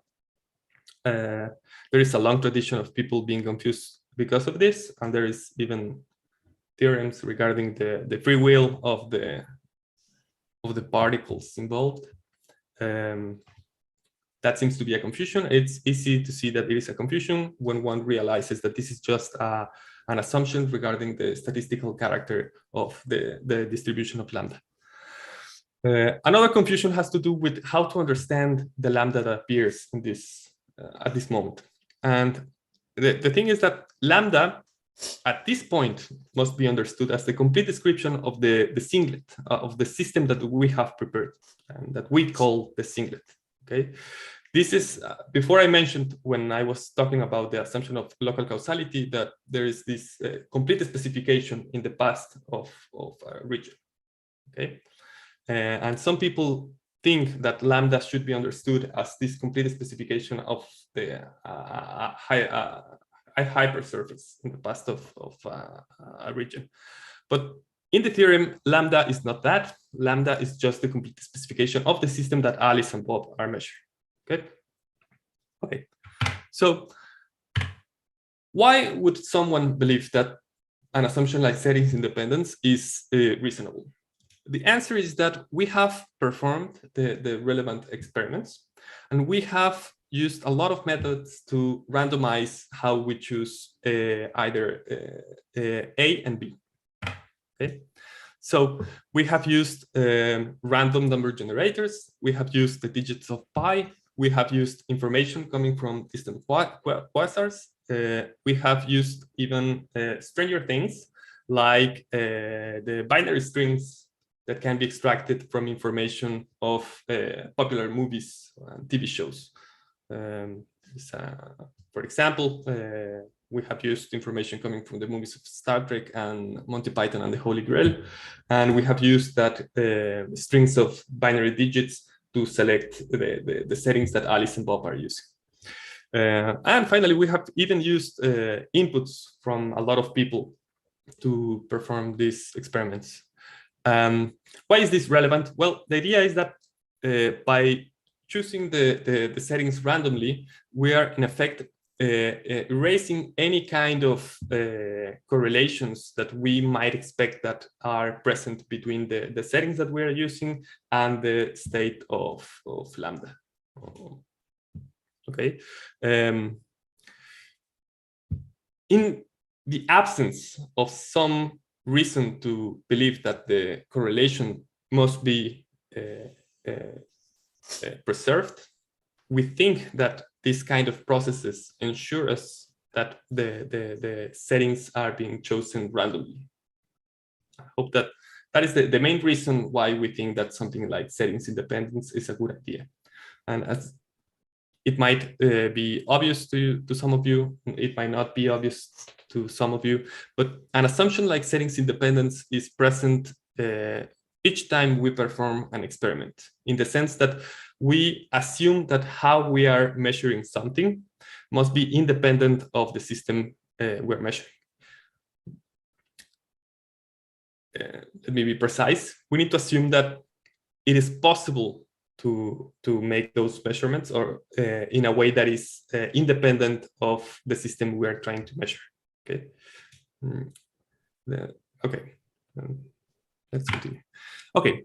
Still, there are two possible ways of denying settings independence. The first one is to assume a retrocausal model and to assume that It is the selection of the settings by Alice and Bob that causes changes in the lambdas that we have prepared.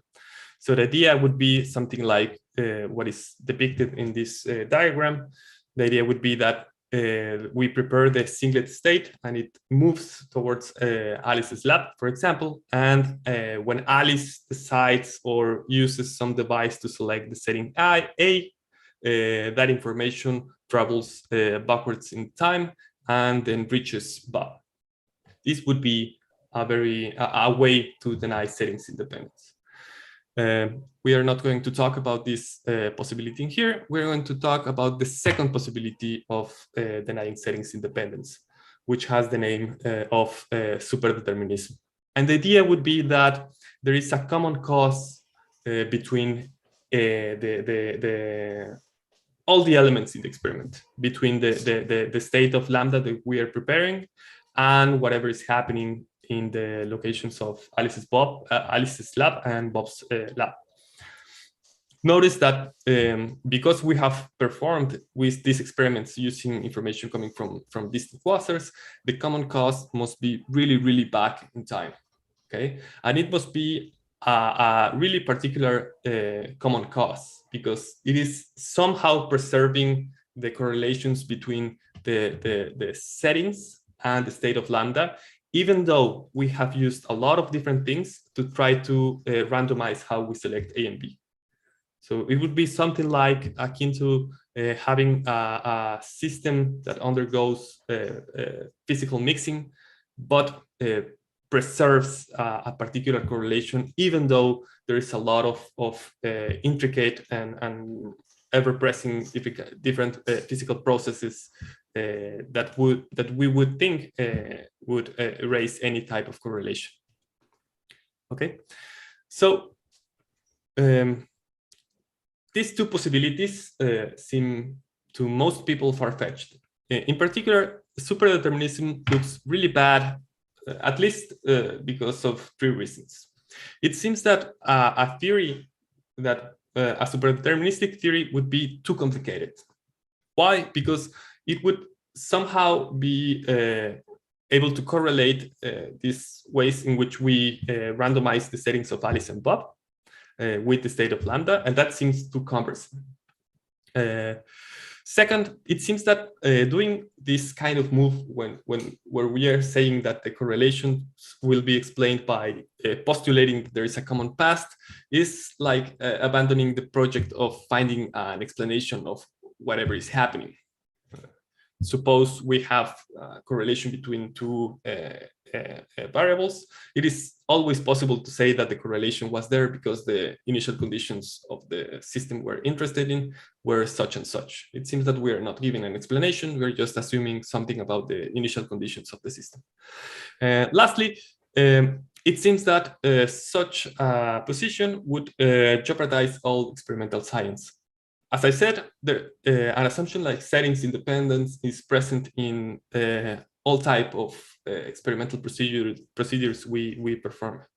And if we want to deny settings independence, in this case, well, what makes us stop there? Perhaps we should abandon this assumption and we should abandon the enterprise of doing science in general. Okay, so that is settings independence. Those are the reasons why we believe that it is a reasonable assumption. And what are the problems that we might encounter with superdeterministic theory? I will now present our model, and we start by let me start by pointing out the trick that we are going to use. Okay, we're going to turn standard pilot wave theory. If I am not going to give the details of this theory, but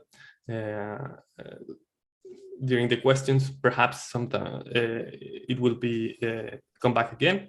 But we're going to turn this standard pilot wave theory into an equivalent but fully local model, and we're going to do a trick to do so. Okay, and it will be useful to have a name for this trick. I'm going to call it a Leibniz move. I'm not going to explain why, but the idea is to put in each physical space point in space the information regarding all the other points in the universe. Okay, and it should be clear that by doing that, it is possible to transform the dynamics of the model we are constructing in something that is local. The idea would be that each point has the information to do whatever it does without the presence of any other particle. Okay. So in standard pilot wave theory, we have two equations of dynamical equations. The first one is just the Schrödinger equation, and we have also the guiding equation that gives you the dynamics of the hidden variables that the theory proposes, which are just particles and their positions. Okay. We are going to use this Leibniz move, and in this, what we are going to do is to suppose that at each point in space there is an internal, there is a set of internal degrees of freedom, which are going to be a wave function field and a position field for each point. Okay, and doing so, it is possible to obtain a dynamics that is fully analogous to the previous two equations. But we are now dealing with wave function fields and the position fields. Okay, and two comments regarding this move. No? The first one is the internal degrees of freedom at each point. They behave as an n-particle pilot wave system. So the idea would be that for each point in physical space, we now have an n-particle typical pilot wave system. And the second would be that the second observation would be that the theory only contains local bubbles in the sense that it is not describing some interaction between whatever is happening in these points. The dynamics is completely described by what is happening at each one of these points, and therefore is completely local. To connect this, the model with whatever we find in physical space, we specify a mass density. This allows us to say that a particular point in physical space is populated by matter only if the particles in the internal degrees of freedom of such point in physical space have a particle being occupied. So the idea would be, imagine that you have a point in physical space, there is the internal degrees of freedom, and if those internal degrees of freedom, there is a particle that is at the same point that this point, or that this physical point is, then we find matter there. Okay. Okay. Crucial observations. For generic conditions, the model is we don't have much. Okay. We don't have violations of the Bell's inequalities, and we don't even have predictions of the predictions of quantum mechanics. Okay. But it is easy to see that under very particular initial conditions, that is, if the wave function field and the position field are the same for each physical point in space, then we have three clear consequences.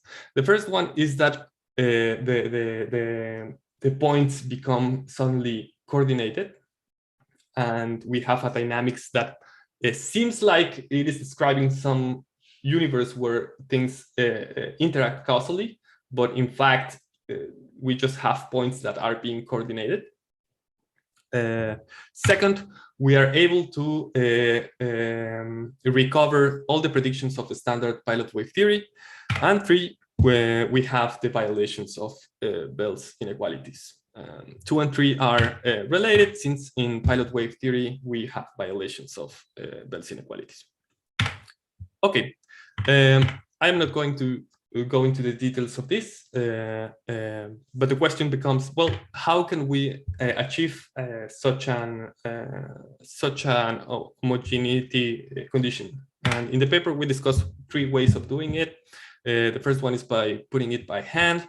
The second is by imposing imposing it as some type of law-like constraint. And the third one is by doing so dynamically. Perhaps during the questions, we can talk a little bit about this, but okay.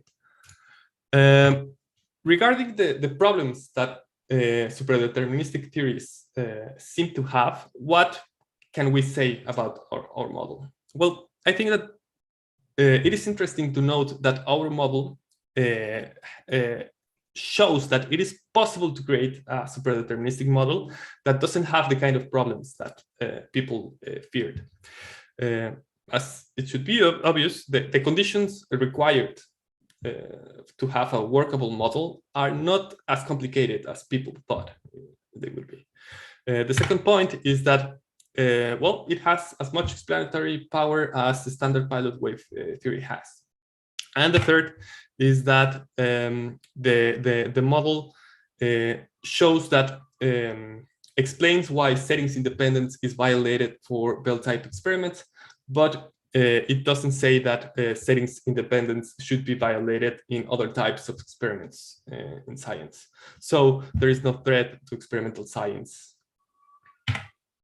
There are some problems with the model. The model is really ugly. We are not trying to argue that this is a good way to do physics in the world. We are just showing that it is possible to construct this model and that it is a good place to continue having the discussion regarding whether or not something like superdeterminism is a reasonable possibility.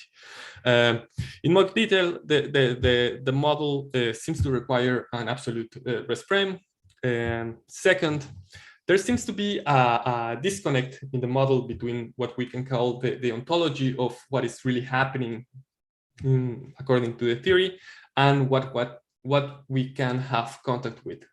So the theory postulates these internal degrees of freedom for each point in physical space, yet we cannot go and see those internal degrees of freedom. In fact, the theory says that we cannot do that. Okay, we because of the mass density, it explicitly says when can we note something about all of these internal degrees of freedom, and it's under very particular conditions. Lastly, there is an obvious massive enlargement of the ontology in this model. Okay, let me finish with a list of contributions of that this work has done, and in particular that can be seen as consequences of constructing this model. So we have presented a model that is completely local and it is able to reproduce the predictions of quantum mechanics. It does so without being too complicated, without losing explanatory power, and without making all experimental science obsolete. So the problems with this model were not the ones that many people feared. At least there are not these three problems. So as a proof of concept, it shows that it is possible to construct a superdeterministic theory in a way that keeps the physical details of what is happening. And finally, the model does all of this by very cumbersome methods and doesn't seem to be to offer any advantage over other alternatives that are non-local. That's it. Okay, thanks, Carlos. Thanks for this very nice talk. We are almost on time, so if someone has a very short question, you can pose it now. Otherwise, I invite Elias to start sharing screen. But if someone has a question for Carlos, please go on. I had, of course, questions, but I think we are quite on time. But my question was something like, we can, of course, speak later or by email or something like that. But you claim that the world is non-local, right? But then how can you have in a non-local world device measurements independence? For example, you will claim that in Bell inequalities, you don't have measurements independence or something like that because it is non-local. And then in your definition of superdeterminism, I don't understand, because if you want superdeterminism or if you want to avoid it, because when you pose a model like in Leibniz, everything is super. There is no in Leibniz metaphysics. There is no measurements independence, because the monads, every monad knows what to do and knows what the rest of the monads are doing. So everything is super determined by the most perfect world chosen by God. So it's not clear for me what you, at least the conceptual definitions, right? What do you want to do? Or not? You are completely right in the sense that if you believe in something like the universe of Leibniz's monads, or the kind of universe we're describing with this model, yes, that's a way to deny settings independence. And yes, that is a way to keep locality. But I think that most people would agree that that's a price too high to pay. Mm-hmm. Mm-hmm. I see. Okay, thanks. So we are on time. So now, Elias. Yes, I'm. So we are glad to have now Professor Elias Ocon from the Institute for Philosophical Research of UNAM, Mexico. He will speak about on the objectivity of measurement outcomes. Please, Elias, go on. Okay, hi everybody. Thanks for being here. Thanks to the organizers. So yeah, I guess let's start because I don't have much time. So the starting point of my talk is as follows. There are a number of recent arguments, which by the way are becoming very popular, which seek to challenge the objectivity of measurements. So what are these arguments? Where they involve so-called extended Wigner's friend scenarios, which are scenarios in which entangled systems are shared by sets of Wigner's friends arrangements. These Wigner friends arrangements, as you probably know, are settings in which somebody measures a system inside a closed lab, and then a Wigner or a so-called super observer comes and measures the whole system after the friend measures the thing inside. And these arguments claim to show that the assumption that the experiments performed by the friends inside of the labs yield definite outcomes, that assumption leads to a contradiction. So from that, it is concluded that the results of at least some measurements performed by macroscopic observers cannot be thought of as being actual or objective. Well, these new arguments, as I said, are these extended Wigner's friend scenarios. They are also called the Bell-Wigner mashups, because they basically employ settings that have been used to derive Bell-type results, such as Bell's setting or Hardy's or GHZ's. But they place in each wing of these experiments a Wigner's friend arrangement, as I said. And this procedure allows to employ, in opposition to Bell's standard setting, they allow to employ on each run of the experiment measurement settings that in standard Bell type experiments would correspond to different possibilities, right? So in one setting, you can measure like all different options that you could measure. Because of that, these arguments are touted as being formulated in terms of actual results of measurements and not in terms of dubious theoretical constructs such as counterfactual statements or Bell's lambdas or ontic states or stuff like that. One such argument is given by Percy and Massanes. I will call this argument the PM argument. It involves a Bell-type setting in which the particles of a singlet are sent to two different labs with, as I said, Wigner friends arrangements in each wing of the experiment.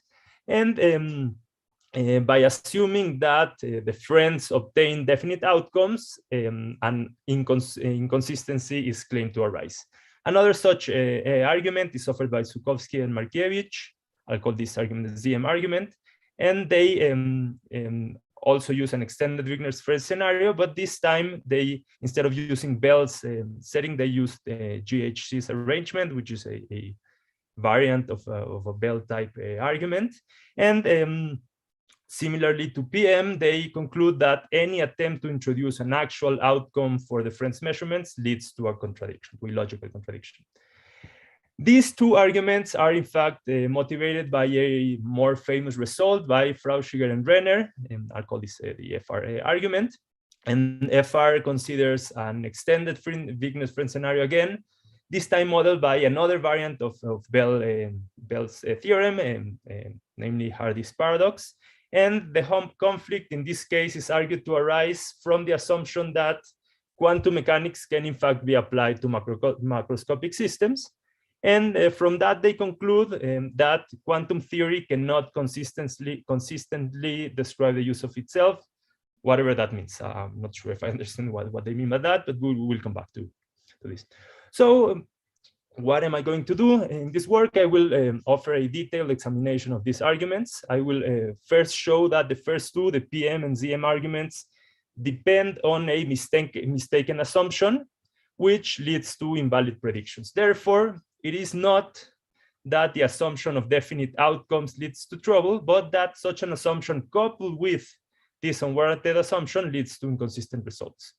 And regarding the FR argument, I will show that even though it is written in a language which seems very different from the PM and ZM arguments, it also depends on the same mistaken assumption. So the theory does not really show what it tries to. Okay. All right. So given that introduction, this is the plan for the talk. I will explain or present the PM and ZM arguments. Then I will show that they depend on this mistaken assumption. It's an assumption about certain correlations. I'll talk about that in detail. Then I'll talk a little bit about the FR arguments, and then I will end with my conclusions. Okay, so let's start with this PM argument. The experimental setting considered is as follows. We take a singlet, and then the two particles of the singlet are sent to two labs, A and B, where observers A1 and B1 measure their particles along directions lowercase a1 and b1. Okay, after this first step, we involve two more observers, A2 and B2, who are supposed to be outside of the labs of A1 and B1. And what A2 and B2 do is to come and undo the measurements performed by A1 and B1. The idea behind this undoing of the measurements is that since A2 and B2 are outside of the labs of A1 and B1, they basically can describe whatever happens inside the labs of A1 and B1 as a very complicated, but after all, just some unitary evolution. So basically they can, at least in principle, come and apply the inverse of that unitary, which would undo the measurements of A1 and B1. And after A2 and B2 undo these measurements, they take the particles and measure them along A2 and B2 lowercase. Okay, so that's the experimental setting.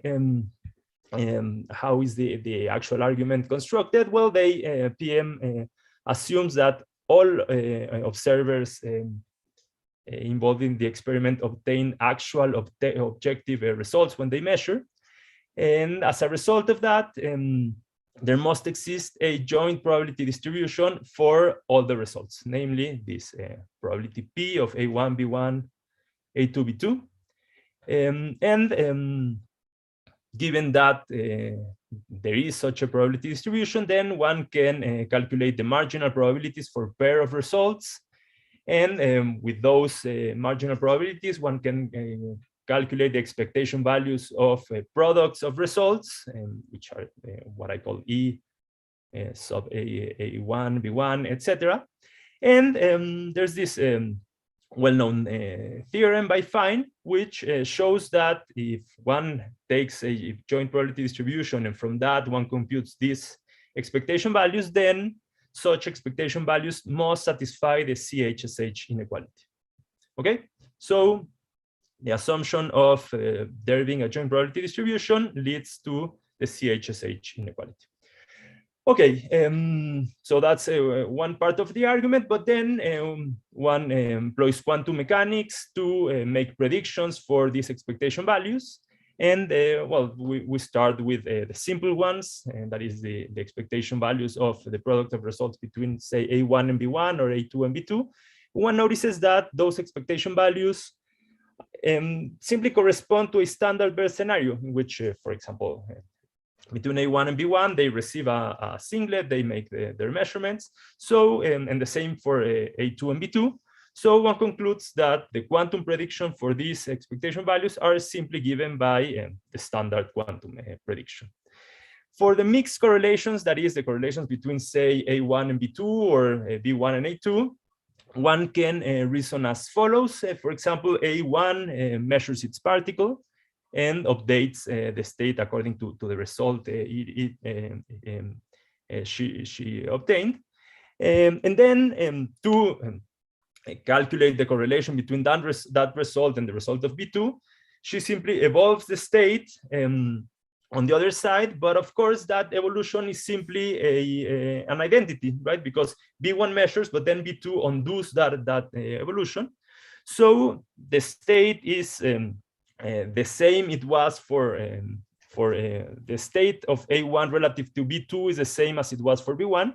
So A1 concludes that the correlation between her measurement and B2's measurement also goes as minus the cosine of the difference of the angles. And the same, of course, for B1 and A2. The problem, of course, is that we know that these quantum predictions violate the CHSH inequality. Therefore, we have a contradiction. In concrete terms, what we arrive at is that the assumption that all measurements performed in the experiment yield definite objective outcomes is found to be incompatible with the quantum predictions, okay? And from all this, it is concluded that quantum measurements or quantum measurement outcomes cannot be taken to be actual or objective. Okay, the ZM argument is very similar, and the difference is that instead of using Bell's arrangement, they use the GHZ setting, which, as I said, is a variant of Bell's argument, which uses 3 particles instead of 2. So the idea is the same, and we have this extended Wigner's difference scenario, but with the GHZ state. And what they note is that the results of, so they consider this experiment in which first the friends measure, then the Wigners come and measure. And they note that the results of the friends in each of the wings must coincide with what the Wigners would have gotten in case the friends were removed, right? So if one particle is sent to one lab and instead of the friend measuring, Wigner comes and measures, then they know that Wigner would obtain the same result that the friend would have gotten. And from that, they conclude that things like this are the case. What this means is that if, for example, we consider a case in which everybody measures, that is the 3 friends measure and then the 3 Wigners come and measure, then the results of the probability for the results of, say, 1 Wigner and 2 friends must be exactly the same as the probabilities for the results of all the Wigners. Okay, and but of course, it is well known from the GHZ original argument that this assumption leads to trouble, leads to an inconsistency. So from this, they conclude that any attempt to introduce an actual outcome for the friends measurements leads to a contradiction. Okay, so basically the same conclusion as the PM argument. Okay, so let's start to actually analyze these experiments in more detail. So we first note that they all depend on a key assumption, which is an assumption that I will call the mixed correlations assumption, which, for example, in the case of the PM argument, amounts to this correlation. So it's a correlation between the measurement of 1 friend and 1 Wigner. So in this case, between say A1 and B2. And as I said, this correlation is taken to be given by basically the quantum prediction. And analogously in the ZM argument, one assumes that again, this mixed correlation, that the correlations between measurements of, for example, two friends and one Wigner are exactly the same than the correlations between all the Wigners by themselves, right? So these two arguments crucially depend on assuming these mixed correlations, that the mixed correlations are given by the quantum predictions. And I think there are like two key questions to evaluate if this assumption is correct or not. First of all, the question is whether these mixed correlations are in fact the correct quantum predictions. And the second question is if there is or if there could be empirical evidence for these mixed correlations. If any of these two questions is answered with a yes, then one would be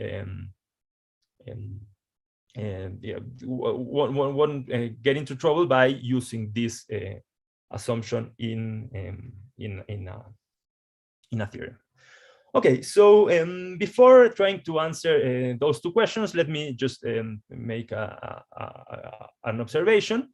And that observation is that these arguments have two key premises. Number one, the arguments need to assume a purely unitary evolution even during measurements. Otherwise, of course, one would not be able to undo the experiments as I explained how one assumes that one can do in the PM argument. And the second premise, which is the key behind these arguments, is that one stipulates that all measurements actually yield definite objective outcomes. The problem is that by Modlin's trilemma, one knows that these two premises are incompatible with a third premise, namely the claim that quantum mechanics is complete, or that quantum state is complete. So by Modlin's trilemma, if one wants to assume 1 and 2, then one has to recognize that that implies the existence of hidden variables in the system one is considering. And of course, we know through Bell's theorem and Cohen-Specker's theorem that hidden variables must be non-local and contextual. Okay, so with this information at hand, we can go back and explore these two key questions behind the mixed correlations. The first one was whether these mixed correlations are or not the correct quantum predictions. What are the arguments to arrive at this conclusion given by PM and ZM? Well, in PM, what we argued basically was that because the state relative to the state of A1 relative to B1 was the same as the state relative to B2, then the predictions must coincide. And then for in the ZM case, the argument for these mixed correlations was this counterfactual that if F does not measure, then W must obtain what F would have obtained in case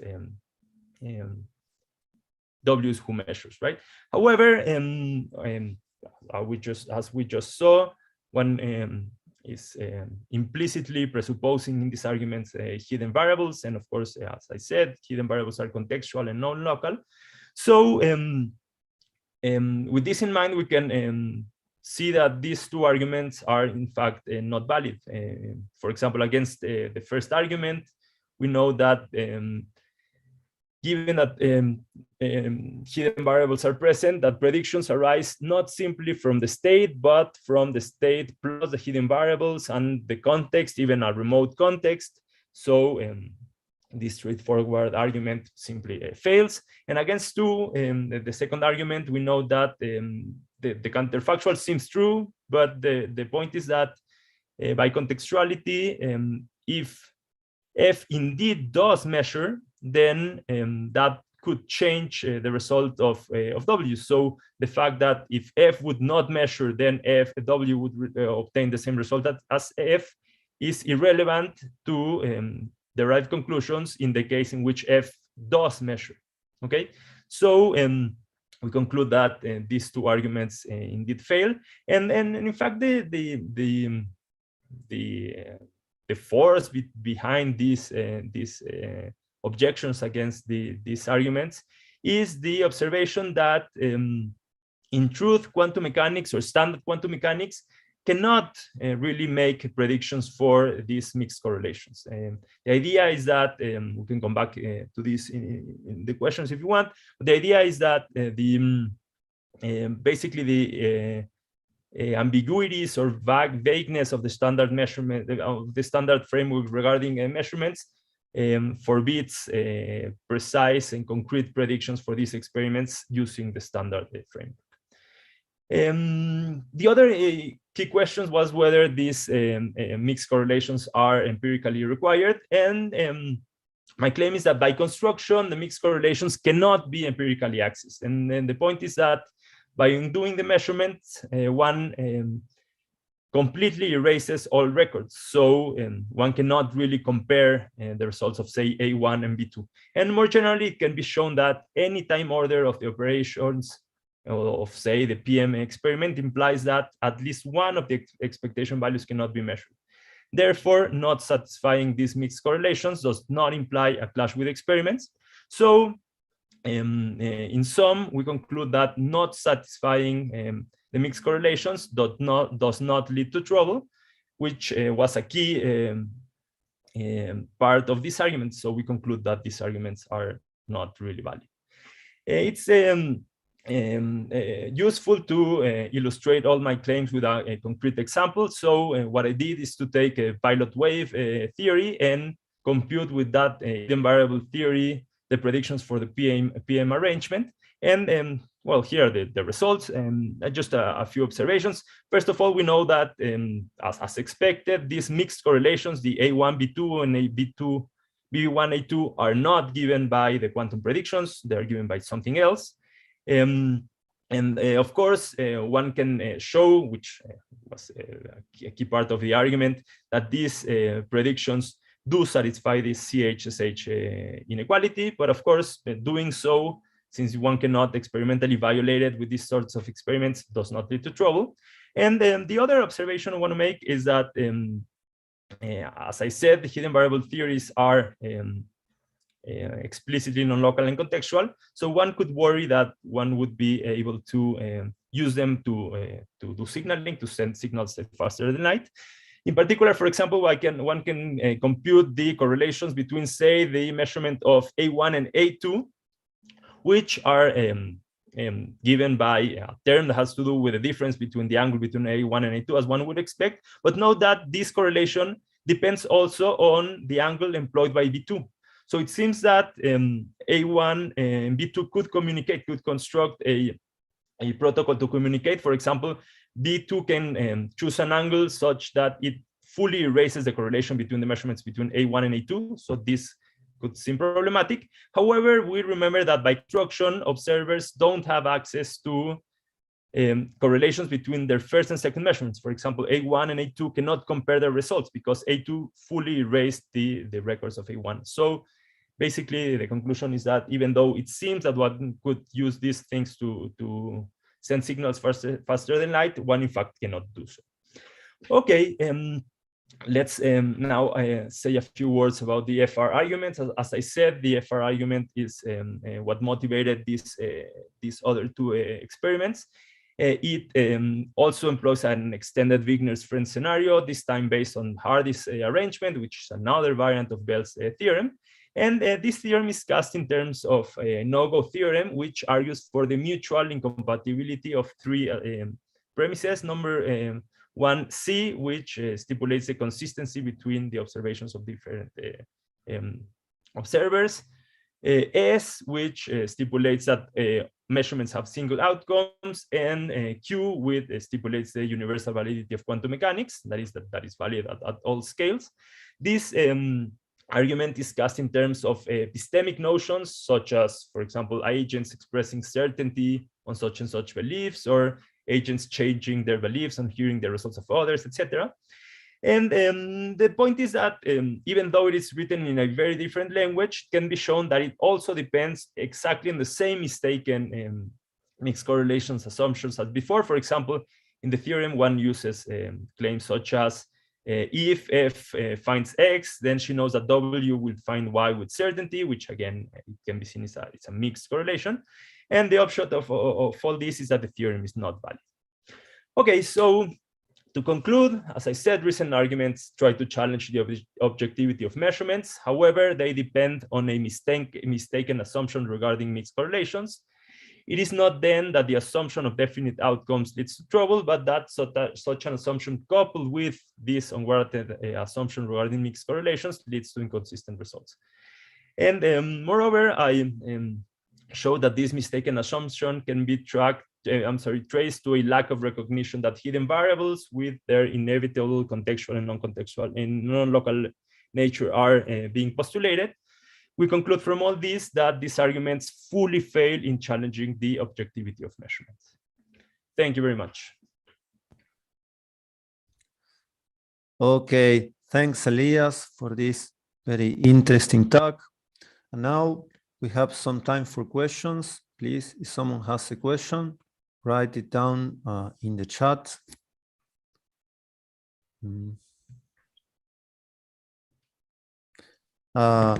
Dennis, please go on. Yes. Yeah. Okay. Yes. Thank you for your talk. So you speak a lot about objectivity, like all the other authors who are involved in this discussion do. But very often it's not so clear what objective actually means or what the authors intend. So you also use the term definite instead of objective.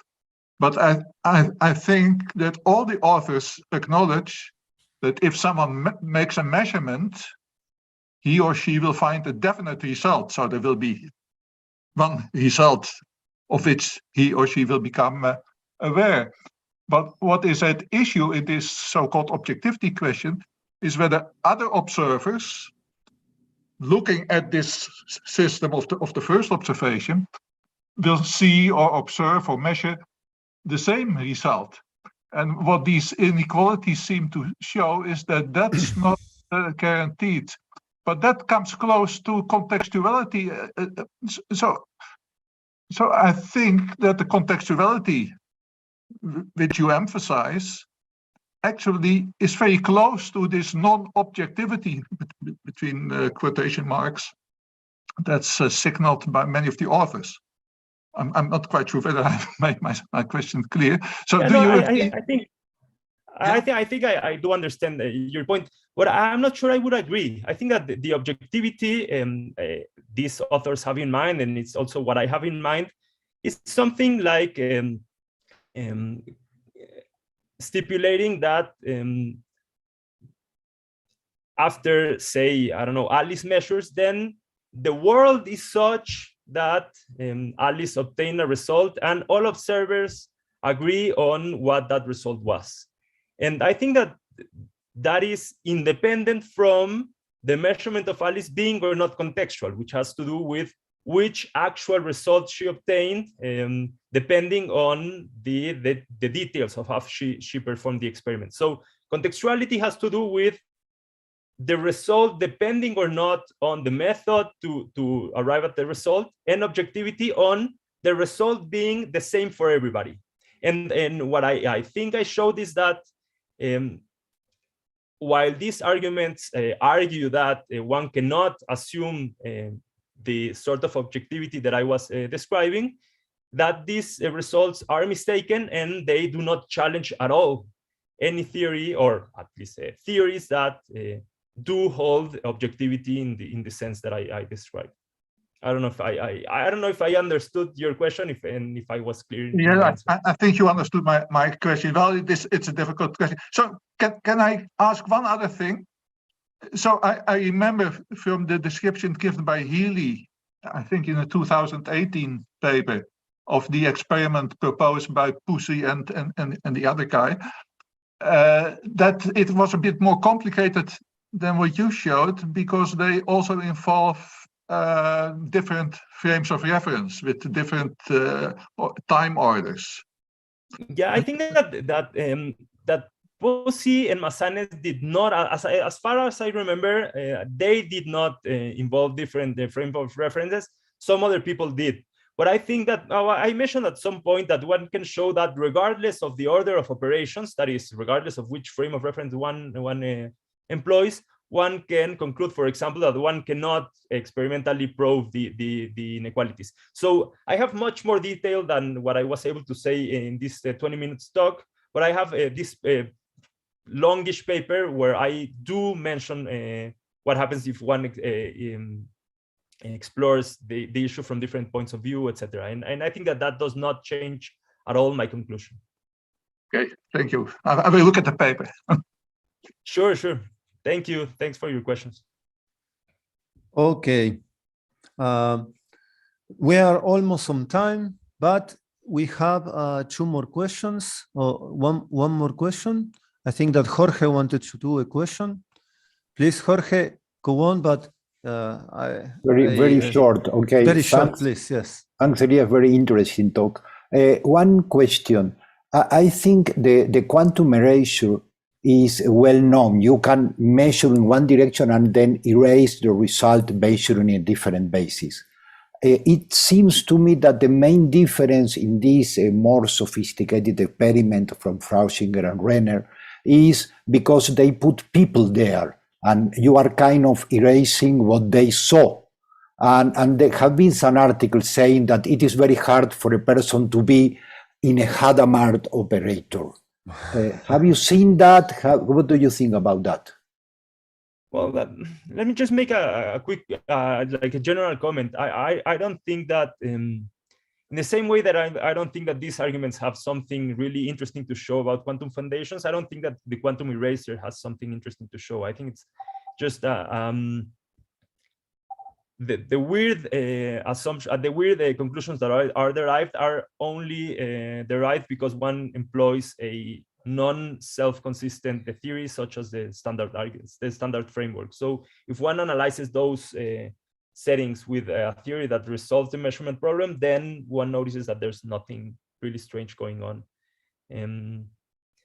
Yeah, and about this, one having to have people inside, etc.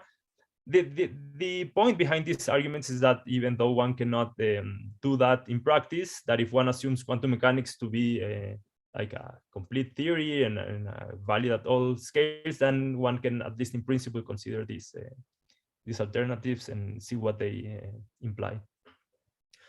Yeah, I'm sorry, my answer was quick. Maybe we can talk about this later more. Okay, people, I have to cut you off because now we are just on time. Please, Elias, can you take off your screen so yes, sorry. Professor Katica can share his screen? Please, Ariel, go on.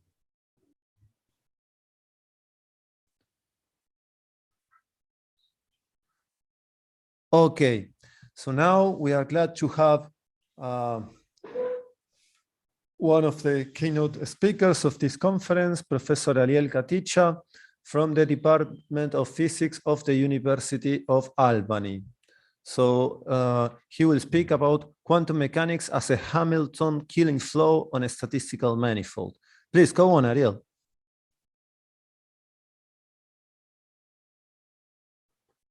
I think perhaps you're muted.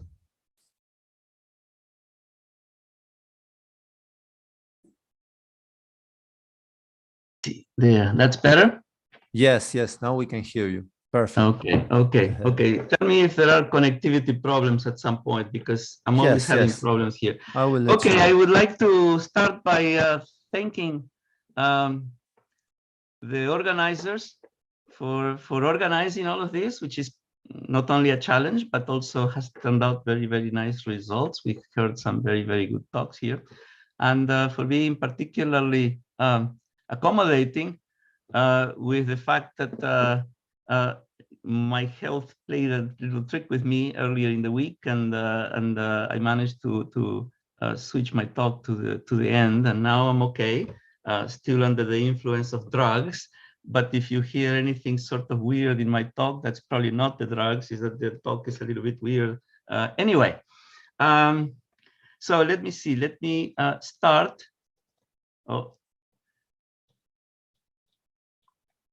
Let me start by discussing a little bit of a preview of where it is that this talk is going.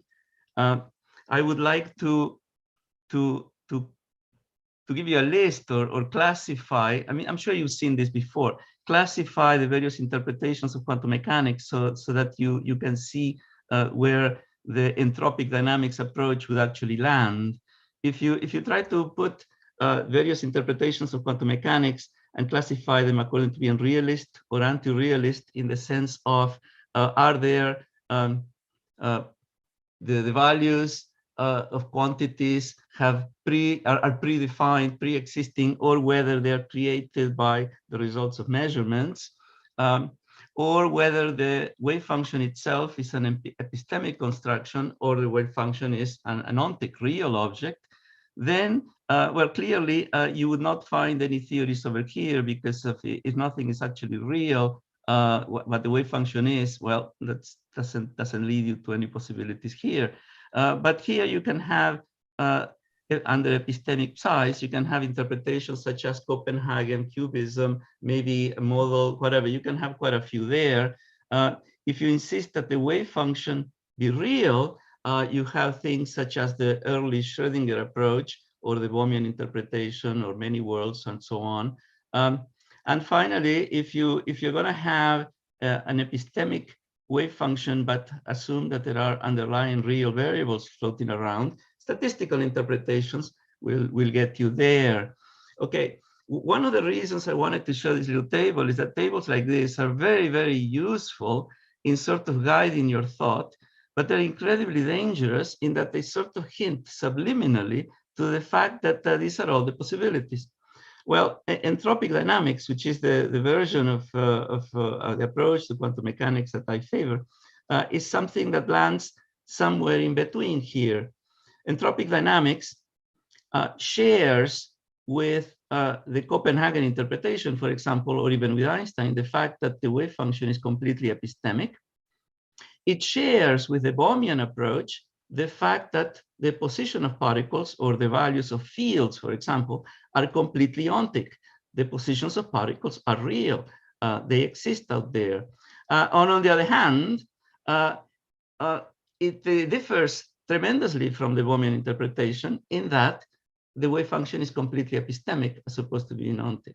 So I'm going to land a little bit in here. Positions are real, but all other observables are actually, the values of all other observables are actually created by the act of measurement. So for example, energies or momentum or spin or all these other variables would land very much in the same box as the Copenhagen approach. Very good. So now let's see, what are we doing?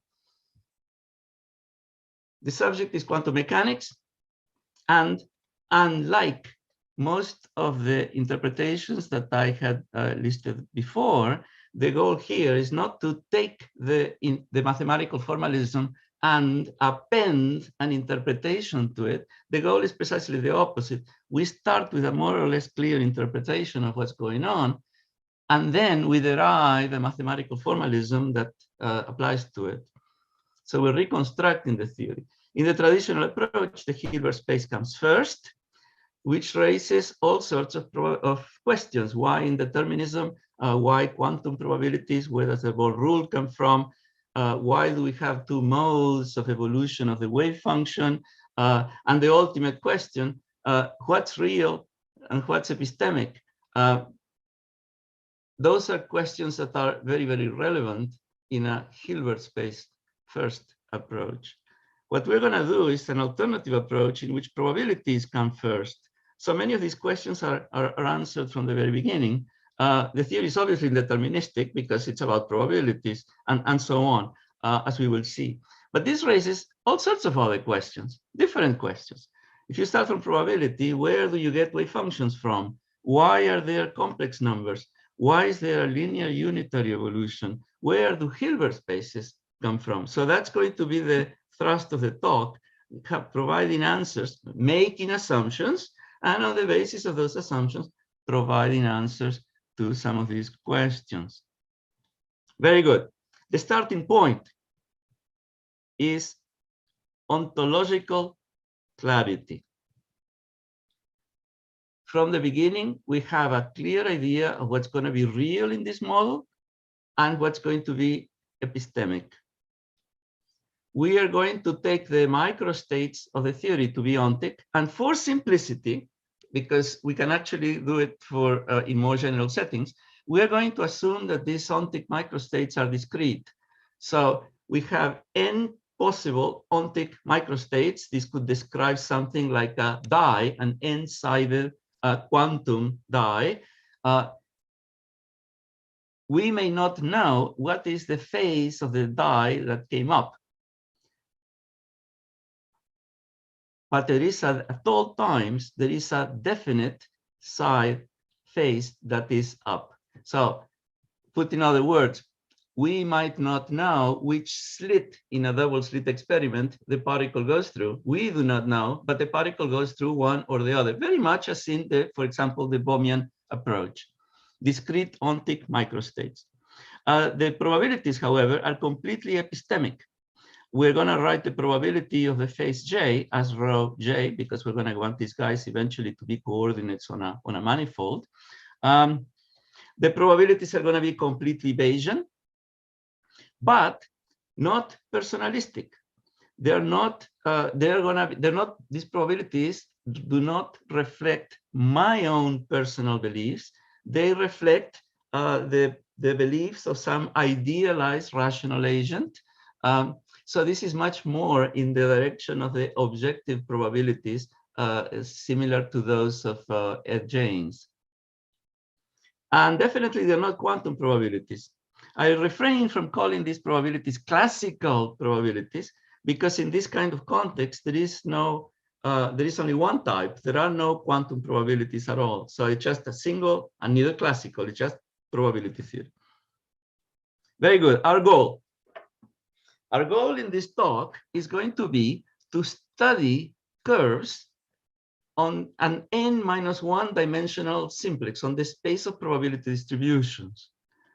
So here is the simplex, the space of states with positive probabilities that add up to 1. I should emphasize that I'm only going to be discussing kinematical aspects today.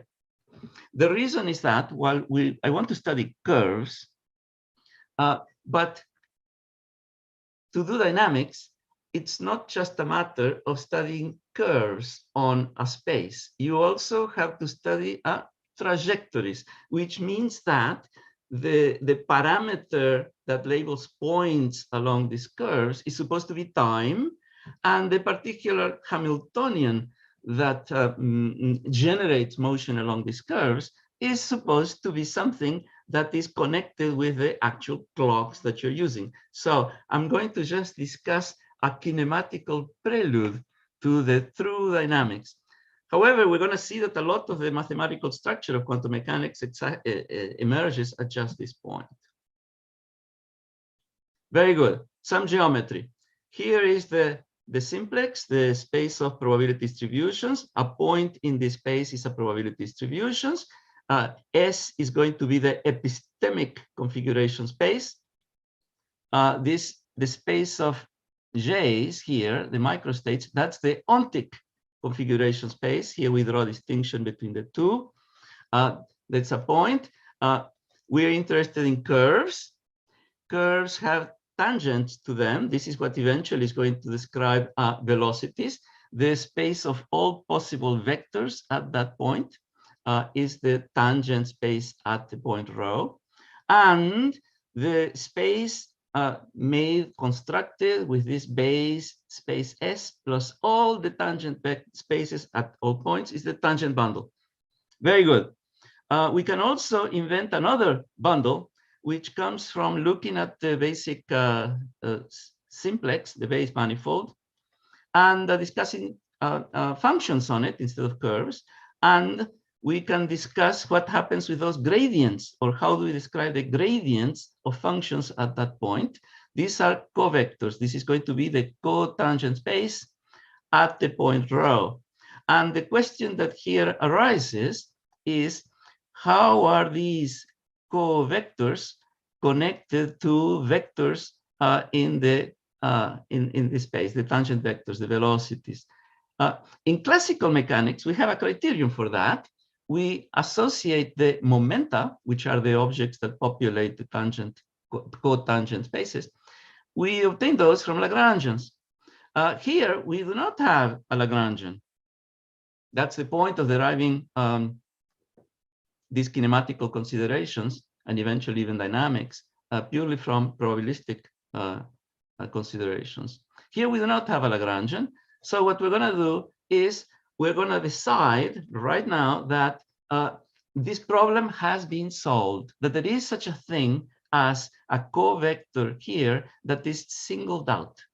The precise argument of how you single out this covector is something that comes from studying the dynamics. Entropic dynamics is the framework that will allow you to do that. Here, we're just doing the kinematics that corresponds to an eventual entropic dynamics. Let us assume we know then what are the privileged covectors that are associated to the point rho. Very good.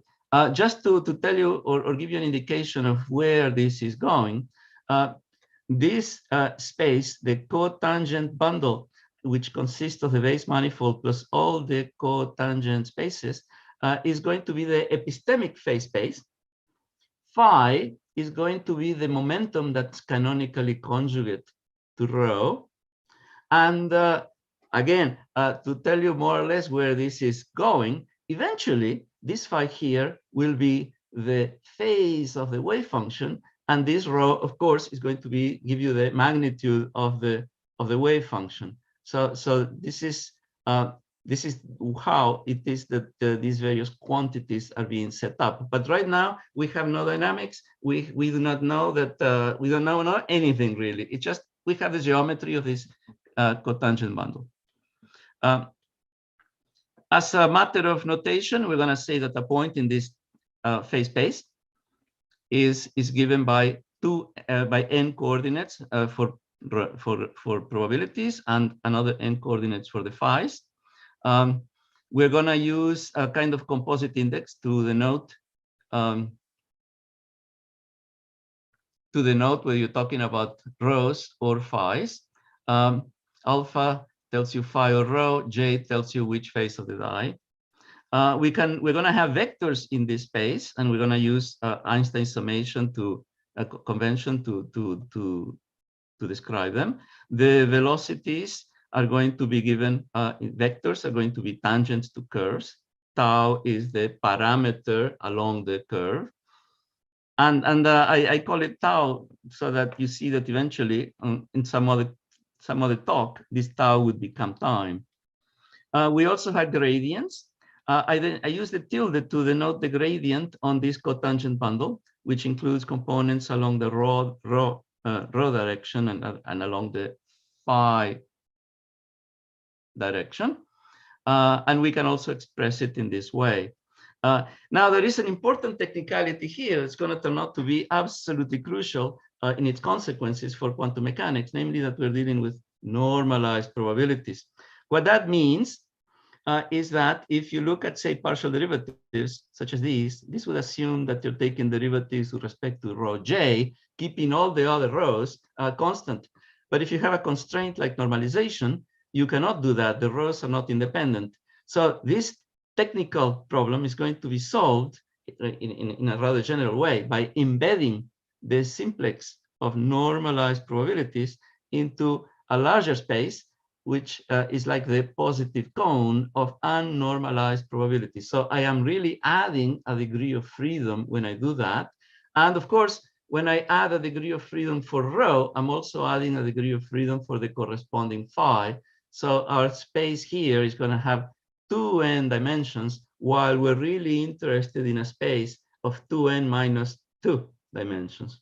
So this extended simplex, the positive cone, is this space here. Very good. We're going to be discussing now more about the geometry of this cotangent bundle. we're going to first discuss the symplectic geometry and see some of its consequences. And then we're going to describe its metric geometry and see what its consequences are. But notice, I'm not doing physics here. This is just the geometry of these funny spaces of probabilities and their cotangent spaces. So we have a symplectic form, a privileged tensor. Given rho, given phi, we can always construct that. And if you apply this tensor to two vectors, we can write it in component form like this, Einstein summation. These guys have been summed over, where the symplectic form takes this standard familiar form. Very good. We are going to be interested in vector flows, vector fields. I use bars to denote a vector in the cotangent bundle.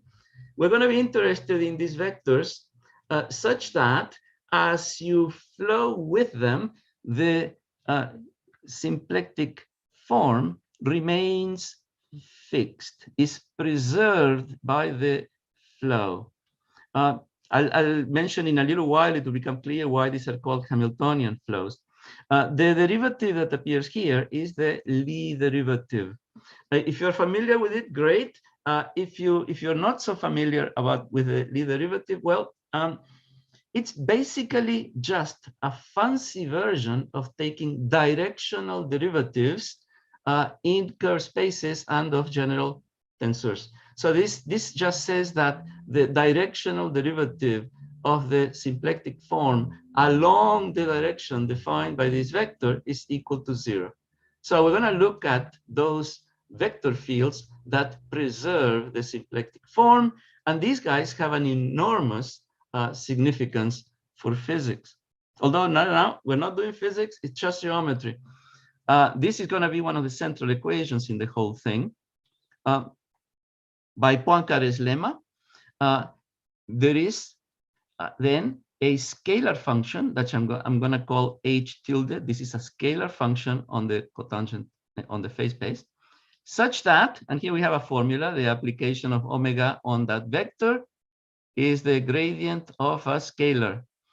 In English, this would look like, or could be translated into, if the curl of the vector h is 0, then the vector h must be the gradient of a scalar function, h tilde.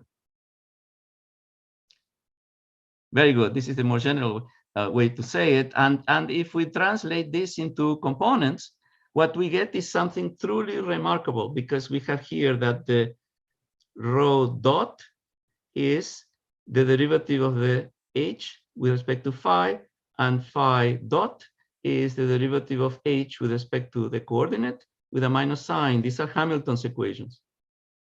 This is why we call the vector h, we call that a Hamiltonian vector field, and h tilde is the corresponding Hamiltonian function.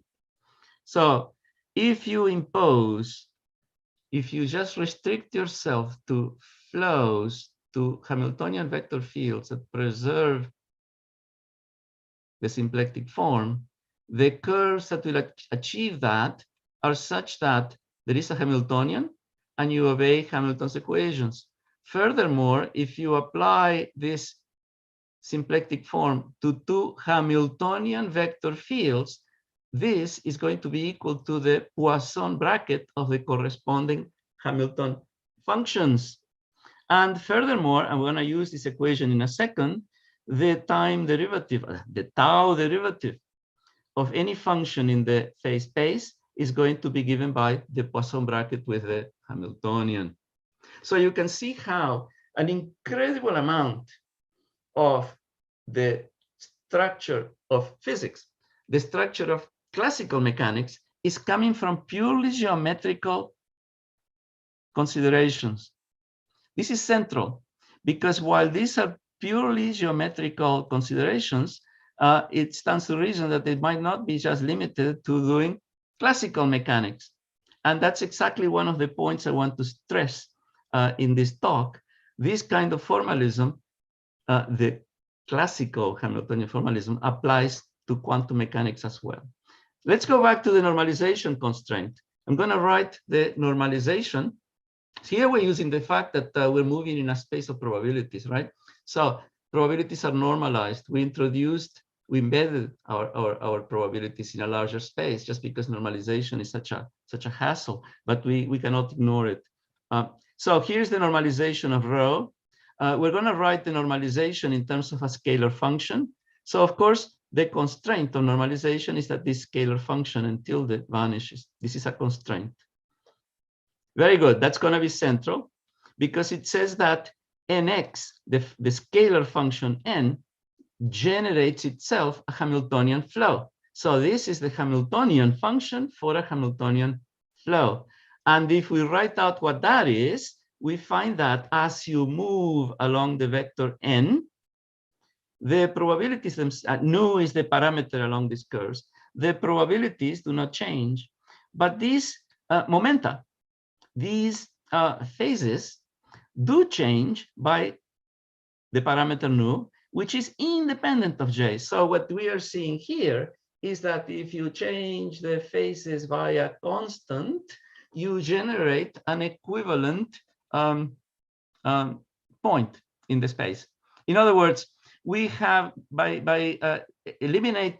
introducing an additional probability degree of freedom and dealing with unnormalized probabilities, we have implicitly increased the number of degrees of freedom by 2, one probability and one momentum.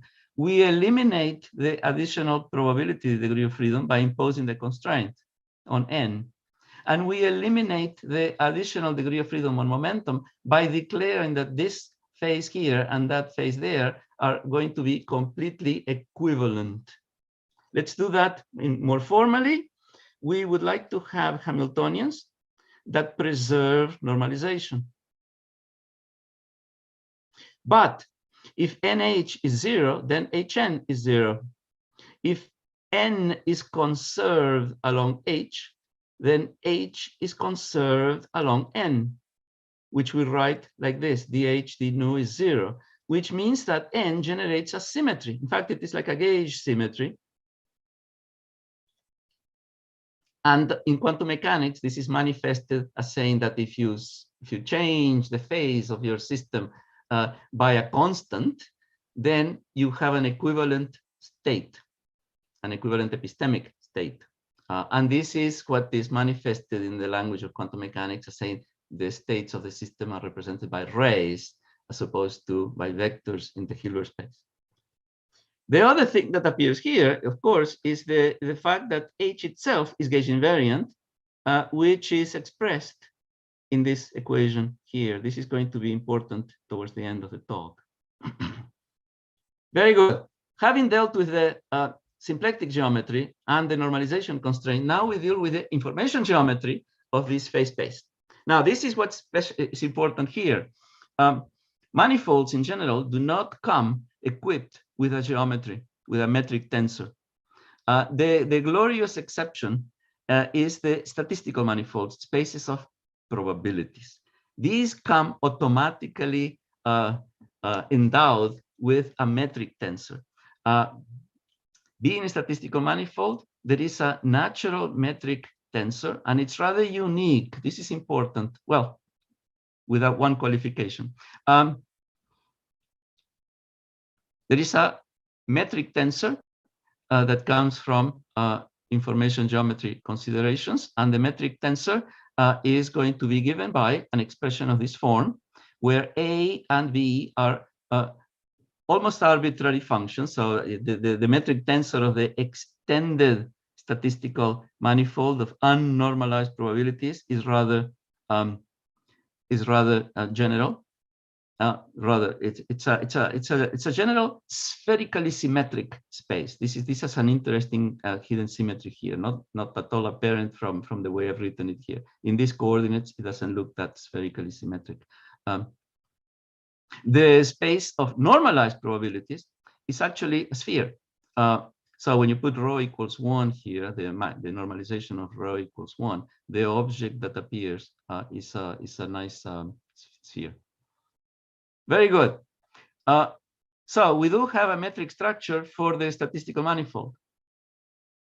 But the phase space is not itself a statistical manifold. There are all sorts of cotangent spaces floating around there too. So we would like to extend the metric structure of the underlying space of probabilities to the full phase space. And the way we do it is we're going to require that the metric tensor of the full phase space be determined uniquely by the metric tensor of the underlying statistical manifold. And here we go. For the 2n-dimensional phase space, we are going to require that the metric tensor, when restricted to vectors in the direction of the base space of rows, be exactly the same that we have here. We are also going to require that when you restrict itself to the co-vectors, these guys are co-vectors on the statistical manifold, that the scalar product also be exactly the same that you would have if you just were dealing with the statistical manifold. There is an additional piece that you could add, which is determined by the constraint that you're just dealing with the same metric tensor, which includes mixed terms, and there could in principle be a constant there. Very good. So this is the most general metric that one could write for the phase space, implied by the condition that the metric of the phase space be determined purely from the fact that the underlying base space is a statistical manifold, a space of probabilities. Now I'm going to make an assumption that comes from physics. Okay. The motivation is going to be the following. We're trying to study curves on this statistical manifold. We would like to have the situation such that if you have a curve that flows in a particular direction, you could also have a curve that flows in the opposite direction. You can traverse the curve one way or the other, and which would be a kind of with the same velocities, right? We would like to have a kind of flow reversal symmetry. Since under flow reversal, you have heard this under the name of time reversal symmetry, right? Under flow reversal, the changes in the coordinates and in the momenta go in opposite directions. There is a minus sign for the momenta. So if you impose flow reversal, then imposing flow reversal amounts to setting that coefficient equal to 0, in which case that disappears, and this is going to be the metric tensor for the phase space. Now, I should remark very quickly here that the fact that I am imposing flow reversal symmetry for the phase space does not mean that I am imposing time reversal symmetry for the whole theory. With these kinematics, one would like to describe systems that have different interactions. Some of those interactions may violate time reversal symmetry. Some other interactions might preserve time reversal symmetry. So what we would like to do at this stage of the game is we're going to want to have all those violations to be due to the particular choice of Hamiltonian. The Hamiltonian is going to have pieces that describe, say, electromagnetic interactions that preserve time reversal, and it's going to have other pieces that include, I don't know, a Kobayashi-Maskawa matrix or something like that, that includes time reversal violations. So what we are allowing when we say the phase space allows for flow reversal symmetry is we're preparing the ground for having complicated Hamiltonians, some of which pieces will have pieces that preserve flow reversal and others will not. So that's the justification for the beta equal to 0. Very good. We're almost done here, but famous last words, right? there is still plenty to go. We're not interested so much in the geometry of the embedding space of non-normalized, unnormalized probabilities. We are really interested in the space of normalized probabilities. So we want to figure out what the metric is for the space of the subspace, the submanifold of normalized probabilities. So we're going to impose that we're now on the simplex of normalized probabilities, and we're going to consider the distance between 2 points in phase space. But we just saw that if you were to displace these phases by a constant, you would have an equivalent point. So what we're really trying to figure out is the distance between two rays.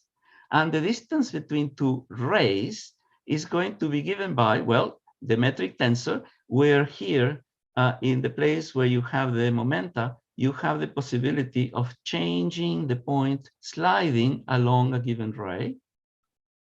And we're going to define the distance between two neighboring rays as the minimum of this distance here when you allow nu to change. So if you see my hand, you have 1 point there, and you have in one ray, and you have another point, and you allow that to slide over the ray, and we're going to try to find the minimum distance.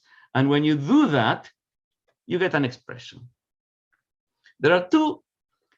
It's a messy expression. Don't even try to read it too carefully. But there are two features of this expression here for the distance that is induced on the phase space of normalized probabilities. There are two features here that are really important. One of them is that this is an unusual way to write the Fubini study metric. It has nothing to do with quantum mechanics. Fubini and Study wrote down their metric in 1903, 1904, way before anything, right? What is new about all of this derivation is that the Fubini study metric here has been derived from considerations of information geometry. That's the new element in this derivation. The other amazing thing that's going on with this formula here for the Fubini study metric is that, remember there were two arbitrary functions here?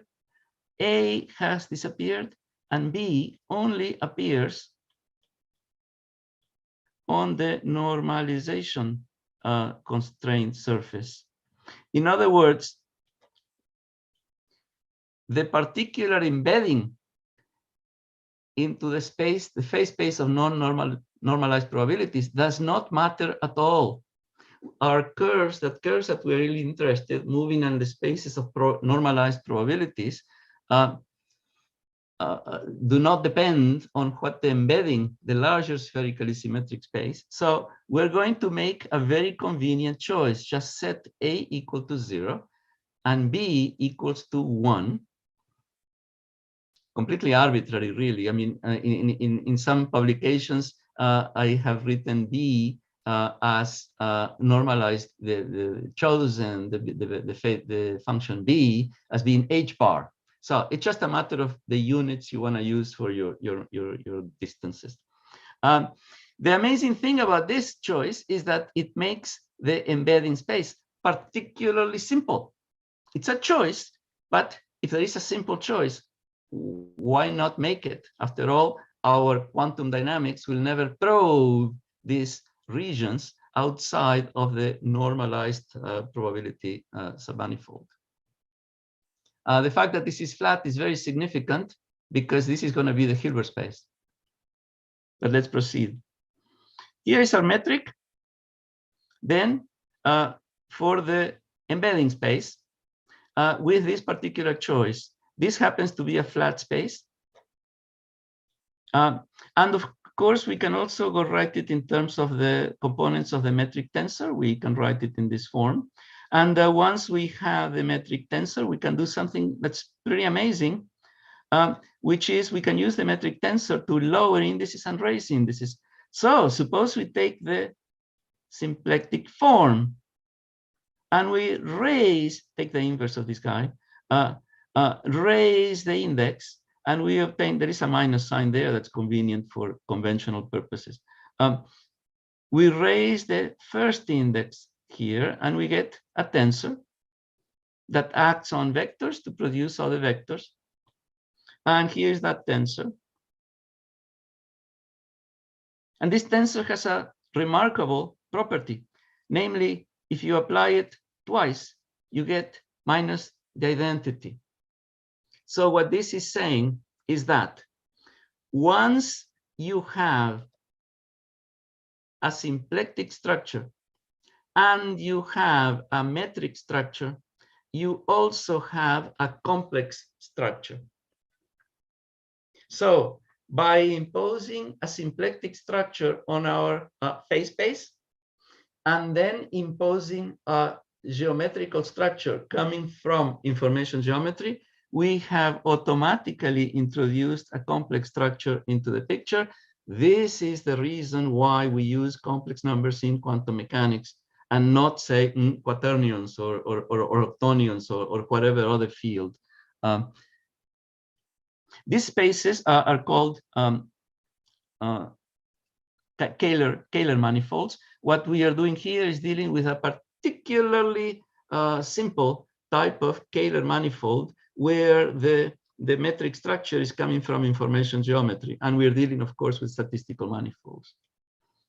Now that we have studied the symplectic structure and the geometric structure, the metric structure of this space, I'm going to do something that is necessary for quantum mechanics. So this is the second installment of this set of assumptions that invokes a little bit of physics. You see what happens with the theories of inference is that the same theory of inference ought to apply to the stock market or to ecosystems or to medical trials and also to quantum mechanics. So at some point in the derivation of these theories, I have to tell my inference machinery that, hey, we're not dealing with the stock market here, we are dealing with quantum mechanics. So this is one place where we have to make an interesting redefinition of the choice of cotangent space. Here we have our base manifold, the standard simplex of unnormalized probabilities. That's a point. The tangent space, the cotangent space there is this flat space. And so that's the cotangent at the point rho. And we now learned that there is a complex structure here. So to see how we redefine our cotangent spaces, I'm going to introduce complex coordinates. And here you have the complex coordinates. This is the new coordinate, the wave function. And this is its canonically conjugate momentum. The transformation from rho phi to psi and this momentum is actually canonical. So that's what determines the form of the conjugate momentum. This is a canonical transformation. A point in the phase space now is going to be given by its coordinate components and its momentum components.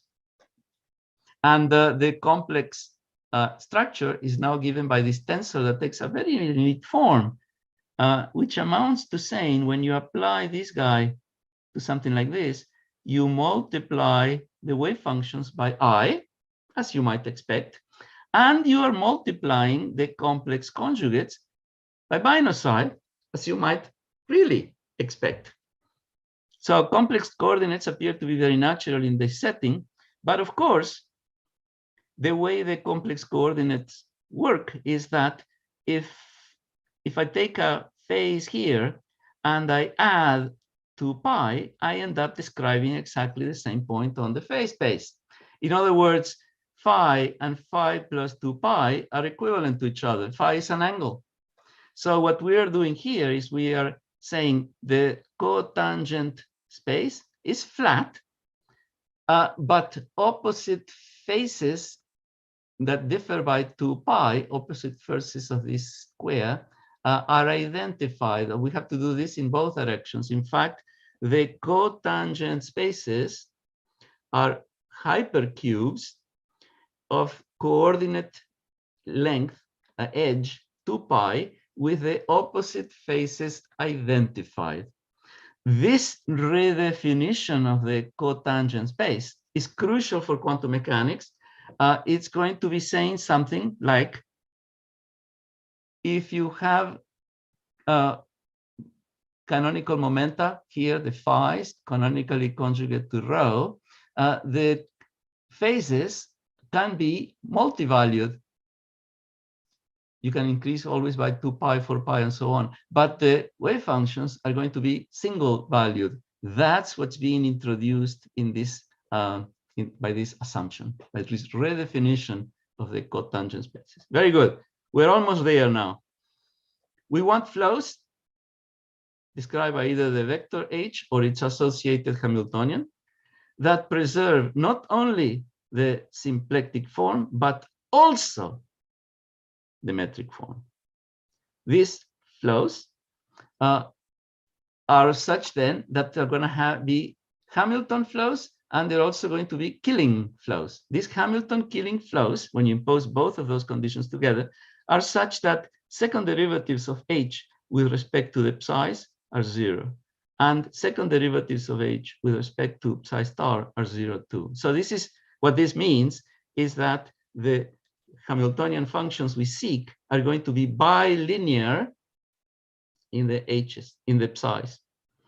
There could be linear terms also, but those are discarded by gauge invariance. So the gauge invariance we talked about earlier is crucial to get to this form. And this leads me to my final slide.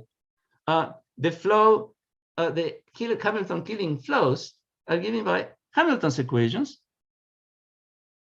We can write the Hamilton equation in the standard form, just differentiate with respect to the momentum, you get the psi dot. Or you can write it in the Poisson bracket form. Either way, when the Hamiltonian is bilinear, the result is the, just differentiate with respect to the psi, and you get the rest, right? The result is the Schrödinger equation.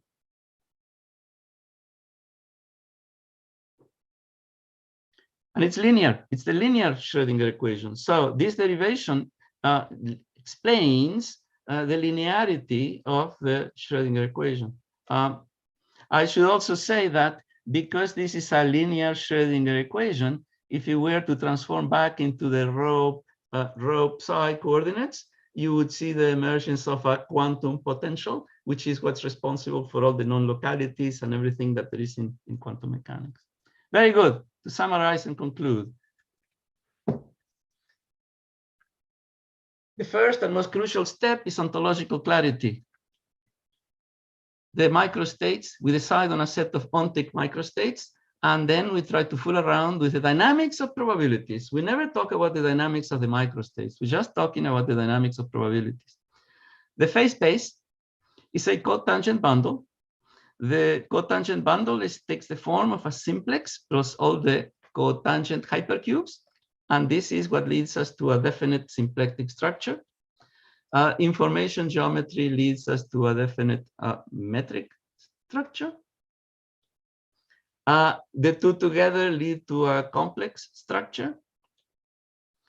Imposing Hamilton Killing flows that preserve these things leads to the linear Schrödinger equation, so that quantum states, the epistemic quantum states, the wave functions really, that represent the state of the system, are raised in a Hilbert space that's essentially optional. It had to do with that embedding space that was introduced purely for calculational purposes. And they obey the Born rule, in the sense that, yes, of course, if the magnitude of the wave function is the probability, then the Born rule is automatic. Thank you very much. I have not mentioned references. Okay, I would like to start by thanking all the people that have over the years been involved in the development of this program. I have not stated many references, but this particular presentation appears in this paper, and there you can find in the archive, you can find all my papers, and here in this paper here you can find all the all sorts of reference to the work of other people. Thank you very much. Many thanks, Ariel, for this great presentation. Did I go too much over time? No, it's fine. I think it's fine. I always have this problem because you see, I have to state like 6 or 7 assumptions. And once I have the assumptions under control, then I can give the whole talk in 2 minutes. But anyway, the geometrical background is absolutely is demanding. So, okay, if there are any questions in the public, please let me know by chat. In the meantime, I will ask you some questions because perhaps I have too many questions about this. So one of them is, I'm puzzled about the geometry of the state space that you create, because you talk about a simplex at a point, but then you say that when you particularize to quantum mechanics, then you obtain a complex structure. So my question is, what is the shape of the object that you create? Because in quantum mechanics, we know the shape, which is, it is the projective geometry associated to a complex Hilbert space, which is a sort of Kähler manifold. So what you obtain is something which is isomorphic to a Kähler manifold? Well, actually, the embedding, when you choose this embedding space, the phase space of unnormalized probabilities, that's Hilbert space. Ah, okay. It is exactly Hilbert space. It's exactly the same thing. Well, it's the projective geometry, or once you have the Hilbert space, is a linear flat space. Yes, all of that. But then when we do physics, we do not use the whole Hilbert space. We just talk about the rays on the Hilbert space. No, right? I agree. Yes. And that's what's emerging here. Okay, so yeah, so you embed it in the projective geometry of a Hilbert space. That's right. Yes. Yeah, but I would like to emphasize that the Hilbert space itself is just a convenient construction. It's extremely convenient because once you have a linear Schrödinger equation, if you could take advantage of that linearity, that would be great for calculational purposes. I mean, the whole of physics is based on calculational methods that take advantage of the linearity of the Schrödinger equation. But if you take the Schrödinger equation and you impose that the states be normalized at the level of the Schrödinger equation, then all the advantage of linearity go down the drain, because you take 2 states and you can superpose them. But the superposed state is not going to be normalized. So you have to play all sorts of additional games there to renormalize and do all sorts of weird things. So the normalization constraint really spoils a lot of the beautiful simplification that comes from dealing with unnormalized probabilities. So, and regarding that, you mentioned at some point that you allow for the freedom of having a non-time reversal symmetric evolution, right? So my question is, okay, what's the meaning of that? Does it mean that somehow you will be, if you allow for a I mean, let us call it motion reversal, right? If you have, because you have it predefined. What's the meaning? Once you define the phase space, you know how to reverse motion there. It is previous to specifying the dynamics, right? So, but if you allow for a non-time reversal dynamics, will you get something like the measurement process, something like something that can decohere to something or something like that? What's the meaning of that? Well, for example, okay, actually, one of the weird things about this kind of approach is that you get quantum mechanics. Period. So, for example, if I do the same approach and I do the dynamics, everything for a particle with spin, what do I get? I get the Pauli equation. It's very nice, very nice. And of course, just the inference process does not completely determine what the Hamiltonian is going to be. So the Hamiltonian could include electromagnetic interactions, and it's actually very easy to see how it is you can introduce electromagnetic interactions. And it could be very well be that your particle has a magnetic dipole moment. Perfect. That's what you want if you would like to describe the electron, or you would like to describe the proton. Great. Or even the neutron. You can do all of those. But it also offers the possibility of giving the particle an electric dipole moment, which violates time reversal invariance. Mm-hmm. So it opens up the possibilities for any kind of interactions you might include there, including ones that violate time reversal. The phase space is symmetric, but the actual Hamiltonian flows can be chosen to not to be. I should say that one of the things that sometimes people feel a little bit disappointed in is the fact that when I do a theory of this type, I get exactly quantum mechanics, right? And say, okay, oh, there is nothing new. Well, I would claim that there better be nothing new. When I do this theory at the non-relativistic level, if you discover any deviations from quantum mechanics, you're in deep trouble because quantum mechanics has been tested so well. You should only expect deviations from quantum mechanics if you were to do something where our conceptual understanding of the physics is a little bit shakier. So if you try to do quantum fields in curved space-time, then you could find differences. And indeed, if we do the scalar fields propagating in a background space-time, we get quantum field theory, period. That's it. We don't get any, it's just quantum field theory on a curved space-time. Mm-hmm.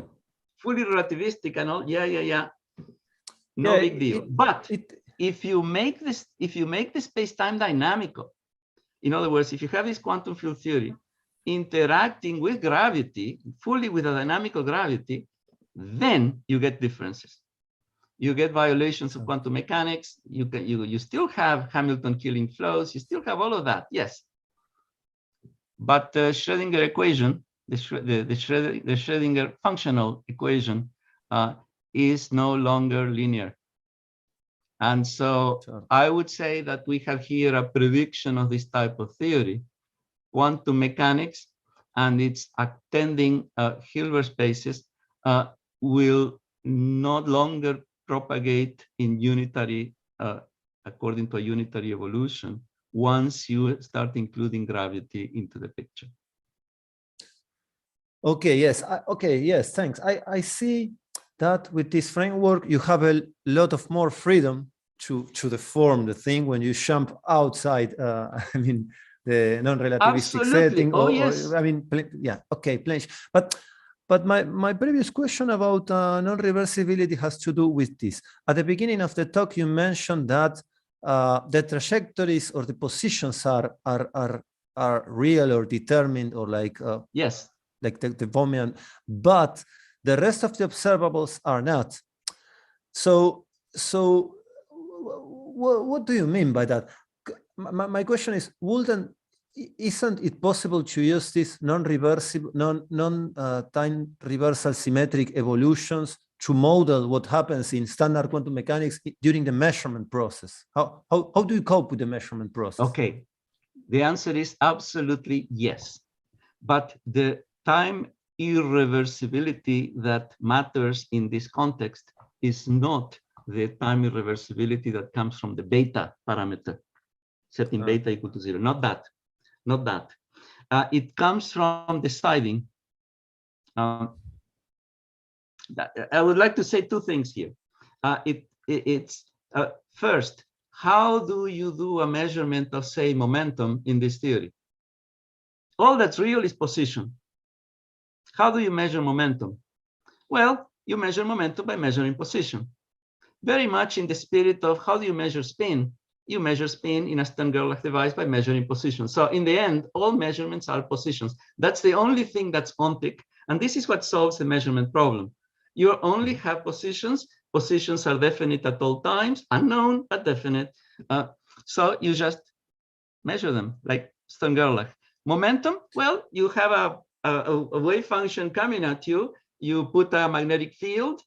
Different plane wave components are going to be scattered in different directions. Then you measure the position of the particle, and from there you infer what the momentum could have been earlier, right? It's all a matter of inference. Rather than observables, one could call them inferables.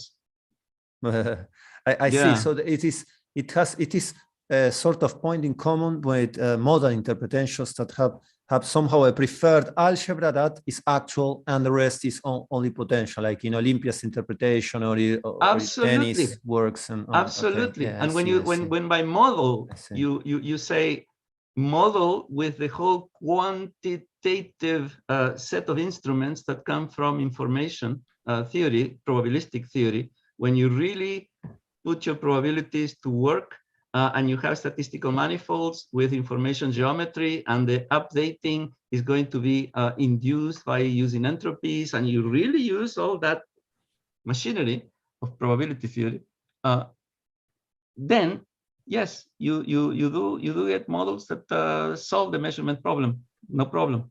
I see. Now I understand better your move. Yeah, I see. And then there is, you see, this is the first half of a talk. The first half is purely kinematics.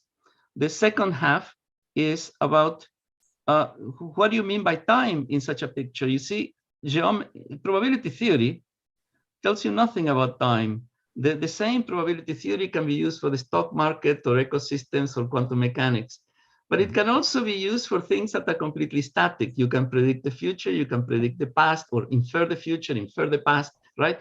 It's completely atemporal. A fully dynamical description requires that we care about time. So caring about the nature of time is not something that should concern us only when we're dealing with special relativity or general relativity. Actually, it should concern us in quantum mechanics as well, right? And the entropic dynamics part of this program is the one in which we care about what do you mean by time? How do you define time? What do you mean by an instant? Are these instants ordered? What is the separation between successive instants? How do you define duration? That part of the program is really what makes the theory dynamical as opposed to just the kinematics. This is the kinematics skeleton of the theory. By the way, in that approach, time ends up being there is an arrow of time because successive instants are induced by maximizing an entropy. So there is a notion of an entropic time for it, but that's another topic, right? That's another in for the next conference. I hope that one, yes. In the next one, yes, you can come back to Argentina. Okay, Ariel, thanks. Oh, I will definitely. So yes, count me in.